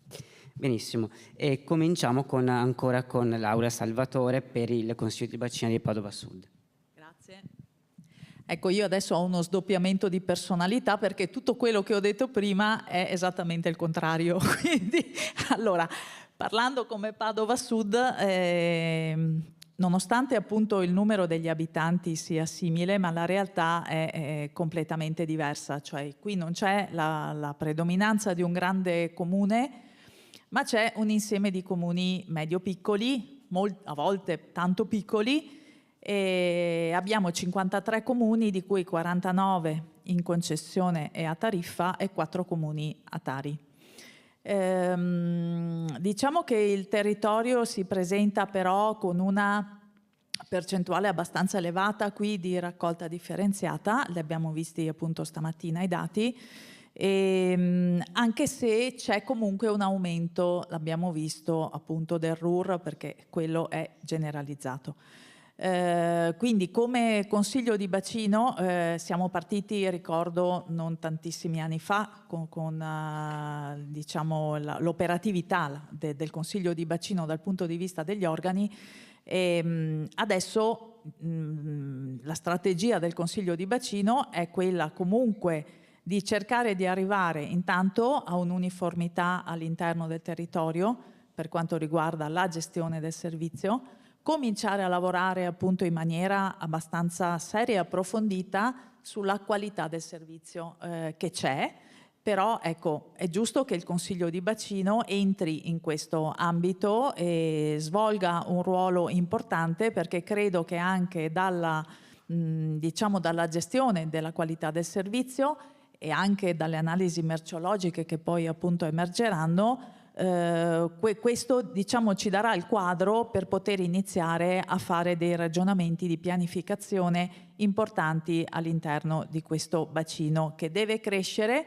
Ha già fatto dei passi importanti, perché in questi anni sono state fatte delle attività importantissime, però abbiamo posto le basi di un'uniformità per andare avanti. Ricordo che è il Consiglio di bacino che ha in assoluto, credo, le tariffe più basse, però ecco, adesso questo è un altro dei problemi che dovremo affrontare anche in sede di tariffa unica regionale, proprio perché è un territorio che appunto ha le 2 discariche di piano. Al di là di questo stiamo comunque anche mettendo in piedi, abbiamo iniziato anche a ragionare con il gestore su alcune iniziali buone pratiche. Anche noi dovremo comunque mettere mano quindi a questa produzione del RUR e a un'attenzione particolare quindi sulla qualità soprattutto del rifiuto che viene recuperato. Ci saranno da fare chiaramente degli aggiornamenti anche sia in sede di piano d'ambito, di Consiglio di Bacino, che ancora manca, che anche di strategie future, anche proprio in vista delle nuove gare, che comunque a breve appunto dovremo analizzare all'interno del Consiglio di Bacino. Su questo, ecco, il territorio è comunque, secondo me, pronto ad affrontare anche le nuove sfide, perché cominciamo a parlarne. Ne parliamo continuamente all'interno sia del Comitato che dell'Assemblea. Ci sono anche delle discussioni, come è giusto che sia, perché chiaramente è un territorio che per la prima volta si affaccia a delle tematiche di unità. L'importante è portarle avanti appunto con questa logica di sapere che dobbiamo raggiungere un target che per il Consiglio di Bacino Padova Sud però non è così lontano, e quindi comunque le politiche ci sono. Le strategie le dobbiamo mettere in atto, naturalmente anche con qui l'aiuto della Regione e anche di ARPAV, che in qualche maniera continuano a monitorarci e quindi anche a farci porre l'attenzione su questi temi. E quindi su questo ambito, diciamo, il piano regionale è più, secondo me, attivabile e più attuale rispetto appunto alle difficoltà che abbiamo ad esempio nell'altro bacino. Però qui naturalmente ci sarà un dibattito importante che riguarderà appunto la tariffa unica regionale, appunto per i motivi che dicevo prima. Sul territorio in questo momento stiamo anche facendo degli approfondimenti per capire se ci sono appunto le basi per magari ragionare, vedremo come, per subambiti, se ci sarà la necessità oppure no. Appunto c'è comunque una strategia per andare avanti. La raccolta è comunque una raccolta porta a porta, anche parlando con il gestore è emersa anche qui la difficoltà comunque però di trovare sempre operatori e quindi di portare avanti questa attività che comunque diciamo per il gestore è un'importanza, cioè è fondamentale ed è anche importante, ma c'è anche questa difficoltà da tenere presente. Per quanto riguarda alla fine le nostre future, diciamo, determinazioni, qui in qualche maniera come Consiglio di Bacino riusciremo, come dicevo, a mettere in atto questa nuova gara. Abbiamo già iniziato a lavorare su un PEF unico, anche se ancora, come è stato soprannominato, a mosaico, ma stiamo cercando di aggregare il più possibile il territorio. Stiamo anche qui ragionando su un regolamento unico. Abbiamo già iniziato a fare la raccolta di tutti i regolamenti che ci sono e ad iniziarne lo studio, quindi diciamo io qui vedo una possibilità di migliore e anche un raggiungimento, diciamo, forse migliore come tempi di quanto prevede appunto il piano regionale. Quindi da questo punto di vista, insomma, almeno come direttore mi sento abbastanza tranquilla. Grazie.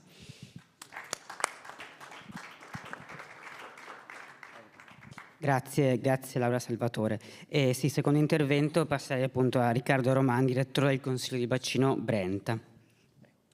Grazie mille, un saluto a tutti, un ringraziamento anche da parte mia a Legambiente per questa iniziativa alla quale io partecipo per la prima volta.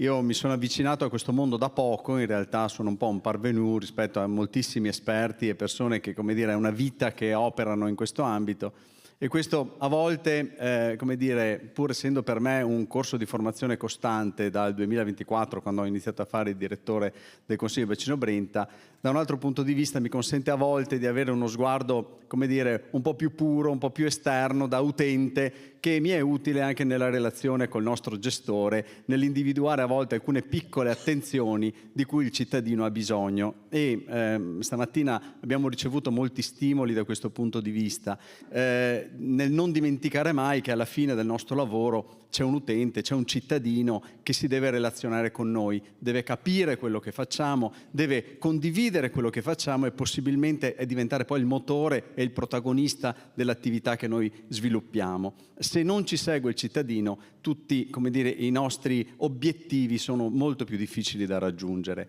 Il Consiglio di Bacino Brenta per i rifiuti nasce nel 2019 e si costituisce formalmente con il suo primo comitato, il suo primo presidente nel 2022, e da allora è iniziato un percorso che io ho trovato in buona parte già fatto, come vi dicevo, essendo arrivato a luglio del 2024, di come dire, struttura secondo quelli che sono le indicazioni della legge regionale 52 del 2012.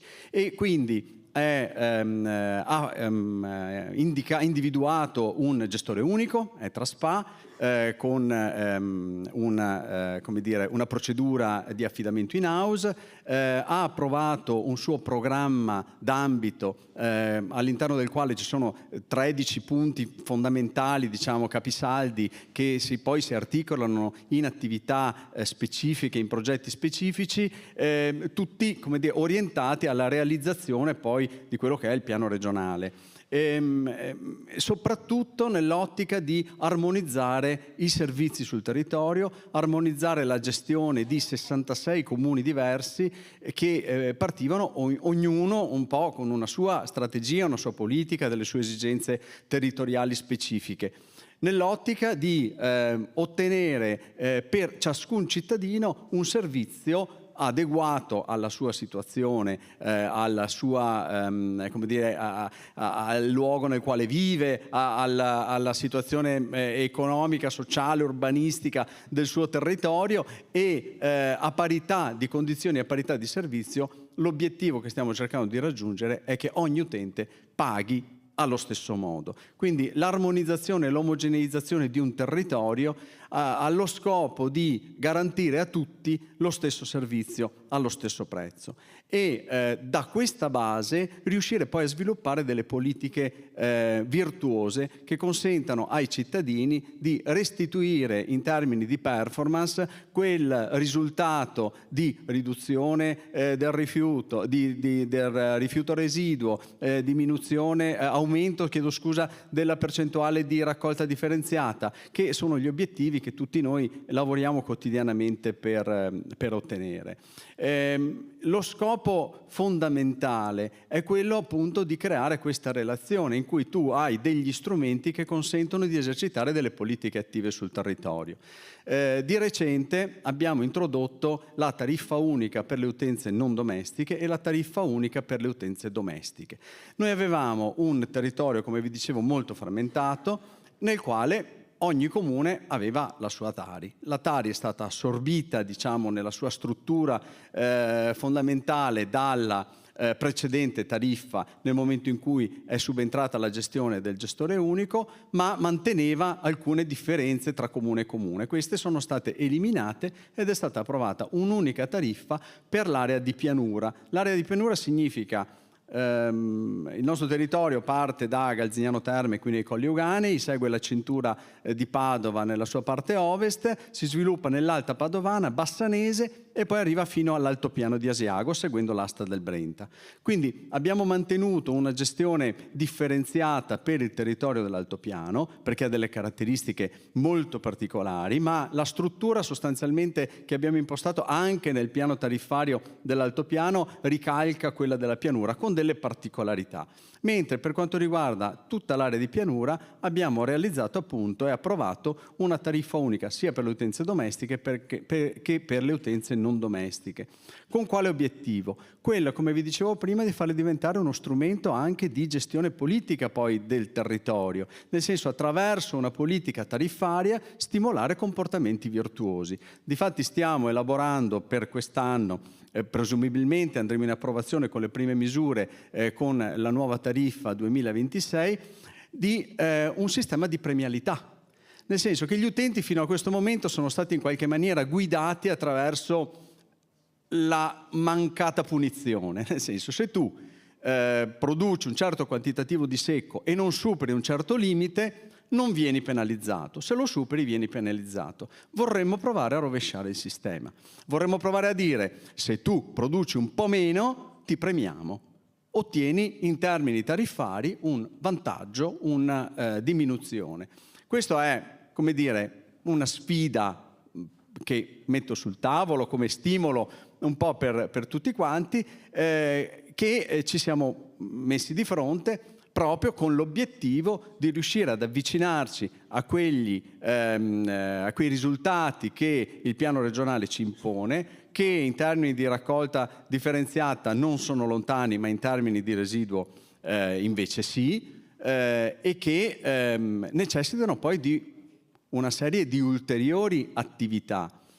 Nel nostro caso abbiamo, grazie anche ai fondi PNRR, implementato l'offerta per quanto riguarda il servizio di raccolta nei vari territori, con 32 centri di raccolta in circolarità. Tutti gli utenti del bacino possono usare tutti e 32 i centri di raccolta in circolarità, 24 aree H24 in circolarità, quindi tutti gli utenti di tutto il bacino possono utilizzare queste aree H24 come ulteriore opportunità di conferire il proprio rifiuto, oltre a un porta a porta che è esteso in quasi tutto il territorio. Escluso l'altopiano di Asiago, il comune di Valbrenta, il nostro territorio è completamente servito con il porta a porta, ma sottolineo una criticità che nessuno di noi può evitare di affrontare, che è la difficoltà nel continuare a trovare gli operatori. Molti dei miei colleghi l'hanno sollevato questo tema, è un tema vero. Non possiamo nasconderci, non possiamo evitare di affrontarlo e non possiamo evitare di pensare a modalità alternative o integrative del servizio. Io non voglio far arrabbiare Piero perché so come la pensa e io la penso come lui. Il porta a porta è sicuramente ad oggi il sistema più efficace per raggiungere i nostri obiettivi, ma la realtà ci chiede di immaginare qualcosa di nuovo, qualcosa di diverso, qualcosa di ulteriore, perché altrimenti saremmo miopi e ci troveremmo a tornare indietro pesantemente sui risultati che abbiamo ottenuto fino ad ora. Quindi su questa sfida noi ci siamo, ripeto, nel nostro territorio l'implementazione di questi servizi aggiuntivi distribuiti in circolarità riteniamo sia un primo modo per tentare di dare una risposta. Abbiamo attivato un progetto sperimentale di umido stradale, assolutamente disponibili a tornare sui nostri passi se le merceologiche ci diranno che avremo torto, ma dobbiamo tentare qualcosa. È quello che stiamo provando a fare. Grazie. Grazie anche per lo stimolo. Gianni Biasi, direttore Consiglio di Bacino Verona Sud, e a seguire Marco Pazzini. Prego. Grazie. Come tutti vi vorrei ringraziare per l'occasione, ma non perdiamo tempo in ringraziamenti visto che l'hanno fatti tutti. Allora, il bacino che rappresento è un piccolo bacino, abbiamo 250.000 abitanti circa. Andiamo dalla periferia di Verona fino alla bassa veronese che si estende quasi fino al Polesine. Abbiamo comuni molto piccoli, comuni medi e comuni medio-grandi, diciamo. I due comuni più grandi hanno 25.000 abitanti, quindi siamo tutto sommato un bacino molto piccolo. Lo sforzo più grande che abbiamo trovato in questo periodo è stato quello di tipo amministrativo, perché il nostro bacino è operativo da parecchi anni, però ha una struttura parzialmente operativa e definitiva solamente da 4 anni circa, e abbiamo dovuto affrontare soprattutto problemi di tipo amministrativo nel frattempo, perché venivamo da una frammentazione assoluta di gestioni, con affidamenti fatti da comuni, con scadenze diverse, con gestori diversi. Avevamo, per dire qualche anno fa, 4 gestori nel bacino, avevamo poi 2 affidamenti in appalto, quindi con le varie scadenze abbiamo cercato di uniformare tutto. Adesso ci troviamo ad avere 2 gestori grandi, medio-grandi diciamo, che operano, quindi a 4 sempre delle 2. Abbiamo un unico comune che fa un po' per conto suo, che vuole andare a proseguire in affidamento, con l'obiettivo di arrivare al 2031 con l'affidamento unico di bacino ad un unico soggetto, speriamo, perché è indubbio che l'uniformità della gestione ha dei vantaggi sia operativi che economici, quindi punteremo ad raggiungere questo risultato e speriamo di riuscire a farcela. Per quanto invece riguarda i risultati operativi veri, cioè al di là di questi risvolti che sono un po' tipo amministrativo burocratico, devo dire che noi da sempre, da tantissimo tempo, facciamo la raccolta differenziata porta a porta. E i risultati insomma ci premiano, ma fino a un certo punto, perché come ho visto abbiamo leggermente diminuito la nostra performance quest'anno rispetto agli anni passati, e devo dire che questo, ripeto, è forse anche un po' causa del fatto che abbiamo un po' tralasciato questa operatività per far fronte agli altri problemi che dicevo prima. Insomma. Quindi possiamo metterci un po' di impegno per rivitalizzare questo tipo di queste performance, questi risultati sulla raccolta differenziata, anche perché contiamo sul fatto che stiamo approvando con l'aiuto qua del Consiglio di Bacino Priola, stiamo approvando un piano d'ambito che ci permetta di pianificare le nostre azioni per gli anni a venire in modo da poter raggiungere risultati migliori. Devo dire una cosa però, che ha un aspetto un po' critico, ma non vorrei essere molto criticone in proposito. Forse ci concentriamo però un po' troppo sui risultati della raccolta differenziata, perché la raccolta differenziata per me è un mezzo, non è un fine, quindi non è che dobbiamo raggiungere il 100% della raccolta differenziata se poi dopo non sappiamo come usare i rifiuti che raccogliamo. Per fare un esempio, lunedì abbiamo un incontro con i tessili, con quelli che fanno la raccolta dei tessili, perché non riescono più a gestire in maniera economica la raccolta dei tessuti. Allora dico, vabbè, noi facciamo questo sforzo di raccogliere i rifiuti in maniera differenziata, poi dopo però dove li buttiamo? Cioè ci costa di più quasi dare a loro i soldi perché continuano la raccolta che non portarli in discarica. Il rapporto è quello. Chiaro che non possiamo portarli in discarica perché bisogna ridurre il rifiuto residuo che va in discarica. Quindi io vorrei che ci concentrassimo anche di più, e devo dire che è stato molto interessante il panel che ha parlato delle innovazioni, perché ci dice che c'è la possibilità di utilizzare in maniera positiva i rifiuti che rimangono. E mi vale la pena di citare che tramite finanziamento europeo stiamo facendo l'impianto di pannolini nel nostro bacino, che ci permetterà di raccogliere, di riutilizzare quel rifiuto che attualmente raccogliamo in maniera differenziata, ma per fare un favore al cittadino, ma poi dopo attualmente vanno a finire nell'impianto di piano. Quindi questo sforzo, perché è uno sforzo economico anche notevole che impegnerà il bacino per parecchi anni, però ha una sua finalità, perché vuol dire togliere dalla discarica questa frazione di rifiuto e riutilizzarla al 100%, perché la garanzia che ci dà il progettista è che ci sarà un utilizzo al 100% di questo rifiuto. Detto questo, non ho altro da aggiungere. È stato esaustivo. Grazie anche per tutti, in realtà per rimanere nei tempi siamo bravissimi per ora, quindi continuiamo così. Allora Marco Pazzini per il Consiglio di Bacino Belluno Dolomiti e a seguire Guido Sartorato.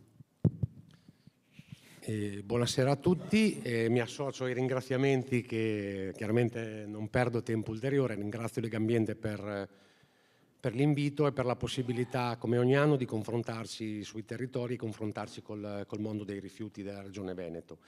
Il Consiglio di Bacino Belluno, 60 comuni, Consiglio di Bacino che è costituito anche qua da anni, ma è pienamente operativo solo a partire di fatto dal 1 gennaio 2025 con l'affidamento del servizio a gestore unico per tutti i 60 comuni.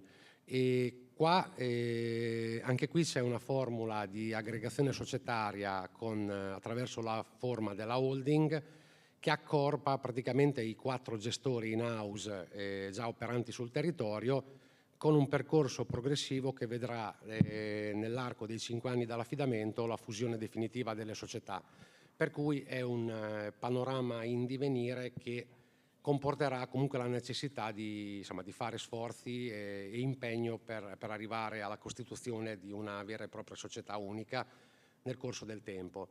Questo comporta che il tema principale è quello del superamento della frammentazione delle gestioni, perché di fatto a oggi abbiamo su 60 comuni 42 bacini tariffari differenti, il che significa che quest'inverno dobbiamo mettere mano come Consiglio di Bacino a 42 PEF e quindi alle relative tariffe, e questo denota anche la necessità e l'urgenza di arrivare ad una omogeneizzazione dei sistemi e delle gestioni, che denota anche quello che sarà l'impegno che si porterà avanti. Sui risultati e gli aspetti relativi al monitoraggio rispetto al piano regionale dei rifiuti, Belluno, come ci ha mostrato ARPAV, è già su valori migliori delle medie regionali previste per il 2030, ma è sotto i valori previsti specifici per il bacino Belluno, per cui occorre lavorare. Sono aumentati i rifiuti pro capite del RUR da 68 a 70 kg e la percentuale di raccolta differenziata è rimasta più o meno immutata, se non sbaglio, attorno all'86-86,1%. E siamo, come dicevo, già sopra i valori medi regionali, ma siamo sotto i nostri obiettivi specifici, per cui probabilmente abbiamo obiettivi più sfidanti di altri bacini, però è opportuno che ci rimbocchiamo le maniche e continuiamo su questo a lavorare. Sulla produzione di rifiuto totale, anch'esso in crescita, pesano vari fattori, pesa sicuramente l'emersione di quantitativi di scarti che fino al 2022-23 probabilmente non erano perfettamente censiti. Pesano i flussi turistici importanti e in costante aumento negli ultimi anni, e pesa anche questa materia della complessità della realizzazione dell'aggregazione societaria nella holding, che spesso e volentieri, nonostante i solleciti del Consiglio di Bacino, fa impegnare di più appunto le società in questo percorso di fusione societaria, che magari nelle modalità di raccolta o nell'approntamento delle buone pratiche. E la pianificazione d'ambito del nostro Consiglio di Bacino prevede entrambi i sistemi di raccolta, il porta a porta e lo stradale ad accesso controllato. Il nostro territorio negli anni diciamo che ha avuto possibilità e autonomia di scelta appunto fra entrambi i sistemi che sono stati previsti nella pianificazione con pari dignità, e hanno raggiunto risultati comunque di qualità con entrambi i sistemi di raccolta. Attualmente circa il 60% della popolazione del bacino di complessivi 200.000 abitanti è servita dallo stradale e attorno al 40% della popolazione dal sistema porta a porta. Sui sistemi responsabilizzanti non siamo ancora in perfetta col raggiungimento del 100%, siamo, se non ho visto male dai dati di questa mattina, ancora attorno al 90% sui sistemi responsabilizzanti di raccolta. Sulla tariffazione puntuale siamo a 42-43 comuni su 60, per cui siamo ancora più indietro. Questa è la prima sfida che ci attende per i prossimi anni, oltre a quelli di arrivare all'omogeneizzazione dei sistemi, dei bacini tariffari e delle gestioni, cioè quello di mettere in campo le buone pratiche che sono in linea appunto con quanto ci richiede il piano regionale, ma con quanto ci richiede anche ARERA. Volevo fare un accenno anche appunto, se ne è parlato nel corso della giornata, della chiusura della discarica di Cortina, che è uno degli obiettivi di piano che la Regione, diciamo, arriva a raggiungere. C'è stata con la prima redazione del decreto flussi, quindi subito dopo il piano regionale rifiuti, già dal 2023 c'è stata un'accelerazione dei conferimenti nella discarica di Cortina, tesa appunto ad arrivare il più presto possibile al suo completamento. E questo non solo se da una parte va a diminuire le capacità volumetriche residue, diciamo, per gli impianti di piano, però di fatto va a raggiungere un obiettivo importante per il territorio bellunese, soprattutto in questa fase delicata in cui ci avviciniamo al periodo olimpico, e riuscire a chiudere comunque la discarica di Cortina, e questo è stato possibile grazie alla pianificazione fatta da Regione e da ARPAV, e va a sanare sicuramente anche una ferita ambientale per un territorio che ha le sue peculiarità, come tutti sapete. Il percorso della holding è un'altra delle questioni che accompagnerà comunque il nostro territorio. Appunto vi dicevo che questa forma di aggregazione societaria va definendosi nel corso del tempo, e la Bellunum Holding, che appunto rappresenta la capogruppo nonché gestore affidatario in house del servizio per i prossimi 15 anni, fonderà dal 1 gennaio 2026 la Ponte Servizi, dal 1 gennaio 2027 Ecomont, e dopodiché non è ancora stata calendarizzata, ma sarà comunque prevista la fusione definitiva e quindi la realizzazione di un unico soggetto societario entro comunque il 2028, quindi da 5 anni dall'affidamento. Grazie a tutti. Grazie molto. Procediamo con gli ultimi 2 interventi prima della visita tra meno di un'oretta. Allora, Guido Sartorato, direttore del Consiglio di Bacino Sinistra Piave, e in chiusura poi Paolo Contò. Buonasera a tutti.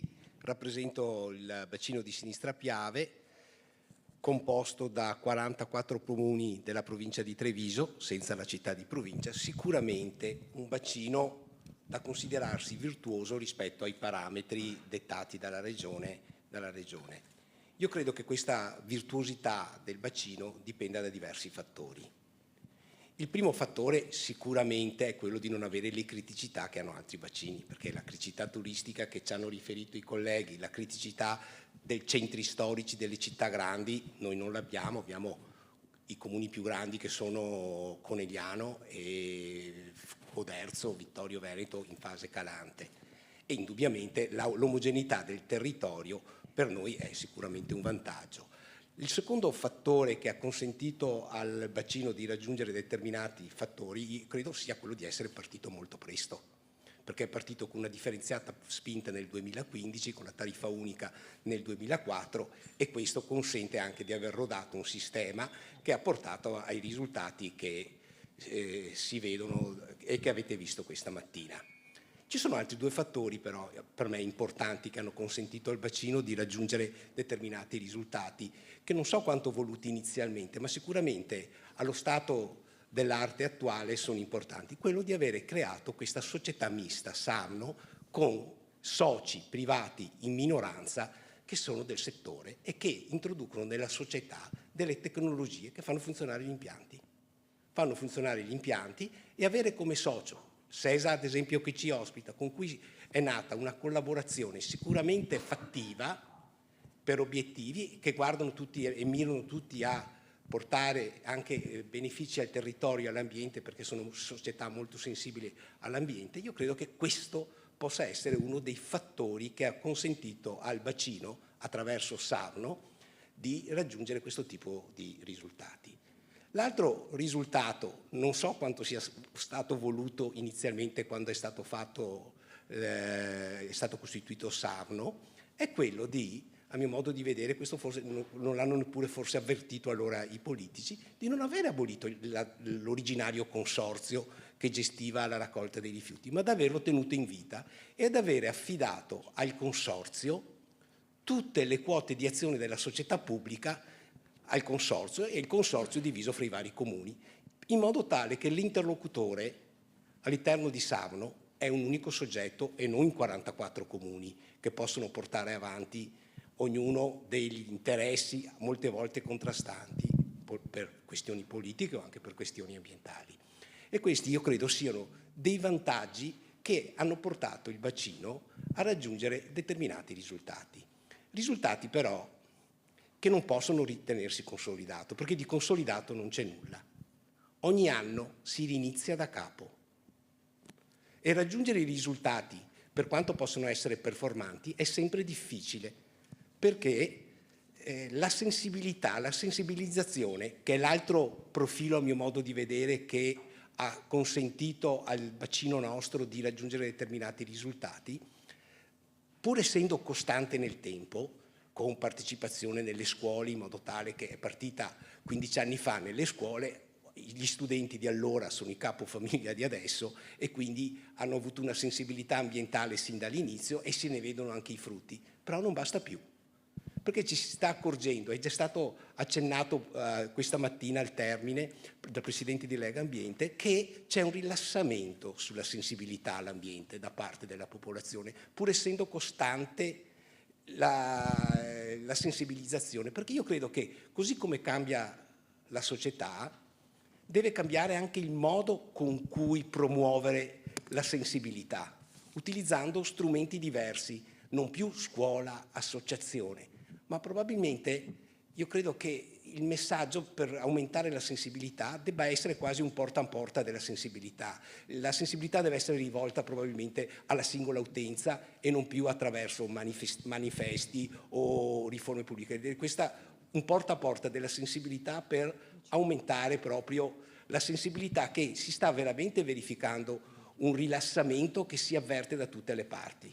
E quindi io credo che attraverso le autorità di bacino, i comuni, la regione, io credo che questa sensibilità debba essere sostenuta, perché io credo sia il primo elemento per consentire di raggiungere determinati risultati a tutte le autorità di bacino. Mi limito ad un'ultima osservazione per lasciare poi porto al mio amico Paolo. Ho sentito parlare, sento sempre parlare degli scarti. L'unica modifica che abbiamo fatto rispetto al progettato per quanto riguarda il nostro bacino è stato che abbiamo fatto 100 tonnellate in meno di secco e 100 tonnellate in più di residuo da scarto e abbiamo chiesto il passaggio di categoria.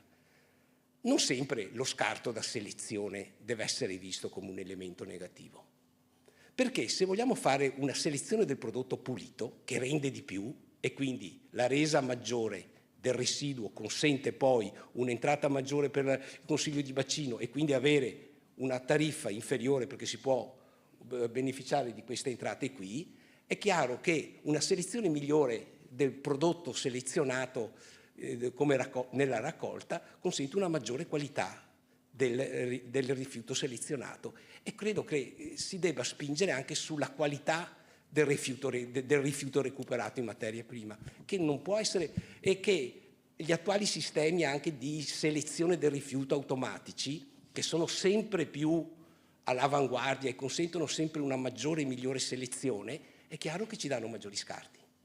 È inevitabile, è un processo inevitabile. La migliore selezione comporta un maggiore scarto di selezione, anche per il tipo poi di packaging che fanno le varie industrie e i vari supermercati.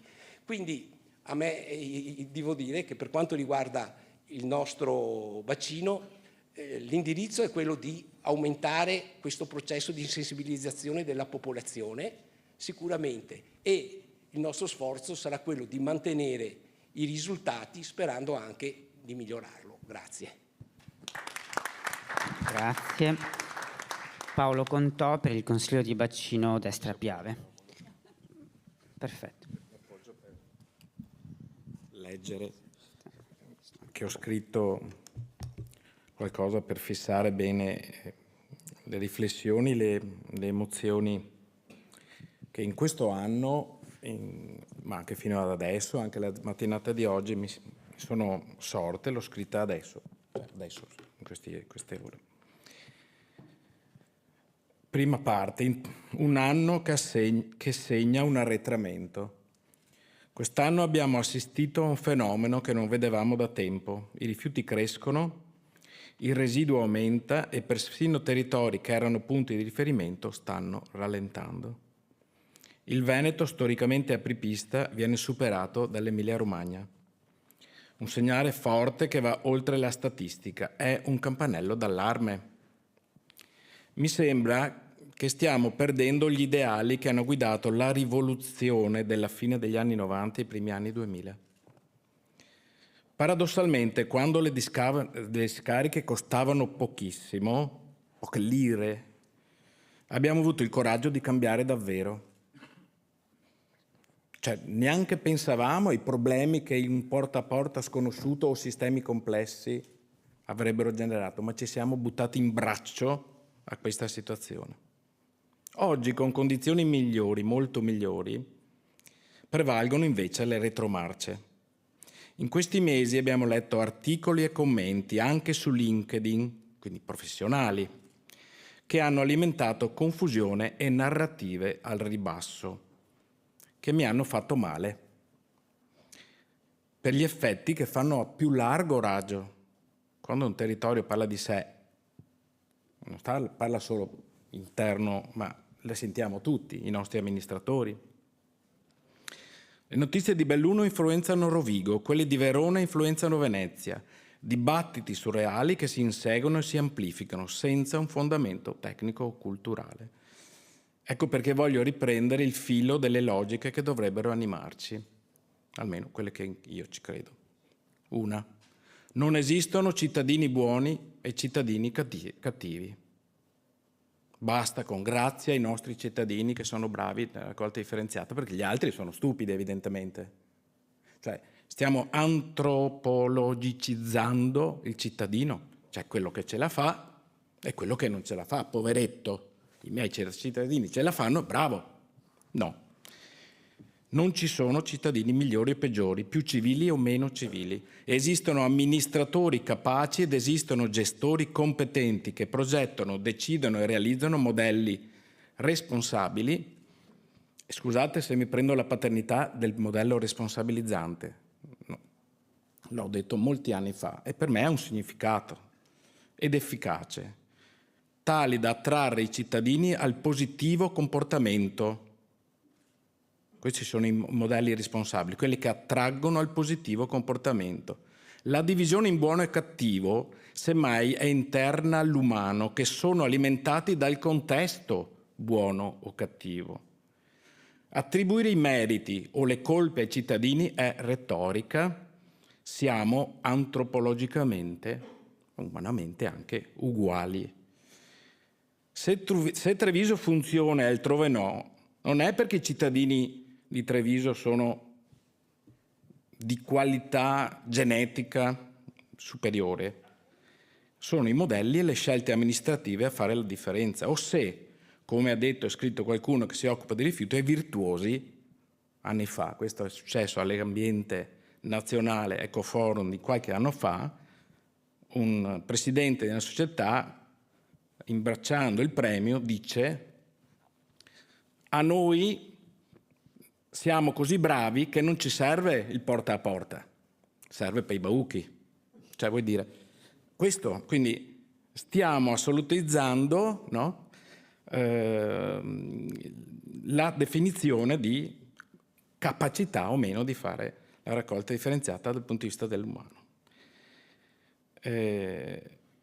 Quindi ringraziare i cittadini è spesso una forma di demagogia, perché se ringrazio la società che manda le bollette non si prendono voti, no? Però dico, grazie ai cittadini che fate. E questa storia mi stufa, sinceramente. Terzo punto, o secondo, i modelli adeguati e modelli meno adeguati. E io dico, basta che tutto è uguale a tutto. Tutto va bene, tutto fa brodo. Uno di questi problemi, il problema di oggi, è il grigio indistinto, tutto è uguale, in cui ogni scelta viene presentata come equivalente. Ma i modelli non sono tutti uguali e soprattutto producono risultati diversi. Pensare che i risultati dipendono dai cittadini e non dal modello, significa invertire la causa e l'effetto. Un modello di gestione, buono o cattivo, è un software che si installa sull'hardware della nostra antropologia sociale. È quello che ci muove o ci allontana da un obiettivo per le nostre caratteristiche umane. Se così non fosse, non esisterebbero le scienze comportamentali, il layout dei supermercati studiati per orientare i comportamenti, le interfacce digitali progettate da psicologi per essere user-friendly, perché hanno capito come si muove la natura umana. Noi no. Nel nostro settore il software si chiama modello responsabilizzante. E la verità è semplice, non tutti i modelli responsabilizzano allo stesso modo. Abbiamo bisogno di una gerarchia quindi di modelli, anche se vogliamo chiamarli responsabilizzati, basata su efficacia, responsabilizzazione, aderenza agli obiettivi reali, qualità e quantità. Per questo faccio fatica a capire che in presenza di questo principio chi abbandona il porta a porta, o chiamiamolo anche altro, Treviso non ha solo porta a porta, ecco, Treviso città, per i sistemi stradali smart, più comodi da gestire ma molto meno efficaci, nel generale qualità e responsabilità. Posso capire chi sta scalando una montagna, no, da sotto e cerca di raggiungere la vetta e quindi comincia a fare la prima tappa, ma chi scende da un modello più efficace a uno meno efficace non lo capisco, mi spiace. Quindi a sistemi complessi servono risposte complesse. Ho già superato tutto. Se la chiave di lettura diventa solo economica, la conseguenza logica sarebbe una sola: discarica, risparmiamo tutti. Il sistema più economico sulla carta, ma non è il nostro obiettivo. Dobbiamo scegliere il sistema che raggiunge gli obiettivi e l'obiettivo oggi non è più fare percentuale, ma garantire il riciclo. Per questo servono modelli responsabilizzanti. Whatever it takes, si potrebbe dire, no? Costi quel che costa, noi abbiamo il dovere di dare a ciascuno, anche le elevate complessità, un modello che faccia partecipare adeguatamente il cittadino, lui, nella sua realtà. Costerà di più, abbiamo il dovere di mettere tutti nelle stesse condizioni, anche se ci dovessimo fare uno sforzo di dire: è chiaro che a Treviso devo aiutarli di più con un sistema molto più intenso e faticoso, ma non è colpa dei cittadini di Treviso di vivere a Treviso e neanche merito di qualcun altro di vivere in un'altra realtà, un'area di cintura più facile. Ma l'obbligo di fare un sistema responsabilizzante è perché a tutti dobbiamo dare le stesse opportunità. Quindi il ruolo della Regione. Ma vanno bene davvero tutte le scelte possibili? Questa è la domanda. Ci dice di adottare le buone pratiche, ma cosa significa se poi tutto è equivalente? Quindi sarebbe utile, e propongo, indicare modelli di riferimento e dare gerarchia dei livelli di responsabilizzazione. Significa dare una preferenza che ovviamente, se posso, la devo raggiungere, se la posso praticare, la devo fare, e secondariamente no, si scende di gerarchia di responsabilità.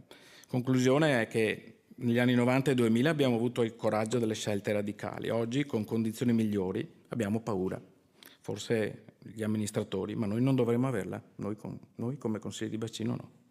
E invece bisogna tornare a guidare, sperimentare e scegliere modelli che responsabilizzano anche quando sono impegnativi.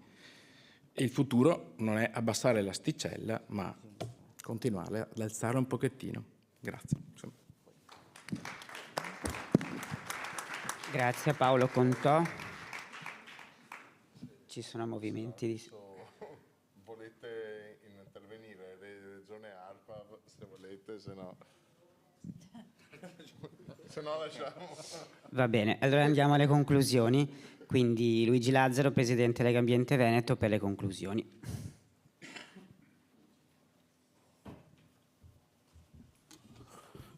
Beh, non penso che ci sia da concludere, ma da mantenere aperto quello che è un dialogo, una discussione. Vi ringrazio molto perché, come sempre, sentire i consigli di bacino è stimolante rispetto a capire cosa si fa e cosa si può fare. Mi è piaciuto molto una parola che ho sentito prima, che è immaginare. Io credo che tanti di coloro i quali sono seduti a questo tavolo o chi è intervenuto oggi, quando ha immaginato un pezzo, lo raccontava Paolo Contò, ha immaginato di cambiare modo di raccogliere rifiuti e introdurre porta a porta, ma anche chi ha immaginato, diciamo, di poter recuperare, penso, diciamo, no, anche esperienze impiantistiche, recuperare il percolato di discarica e farne, diciamo, una virtuosità, piuttosto di chi ha pensato di mettere in campo innovazioni e modi diversi di implementare modelli che funzionano o risolvere problemi che crea il modello, quello del percolato è un esempio.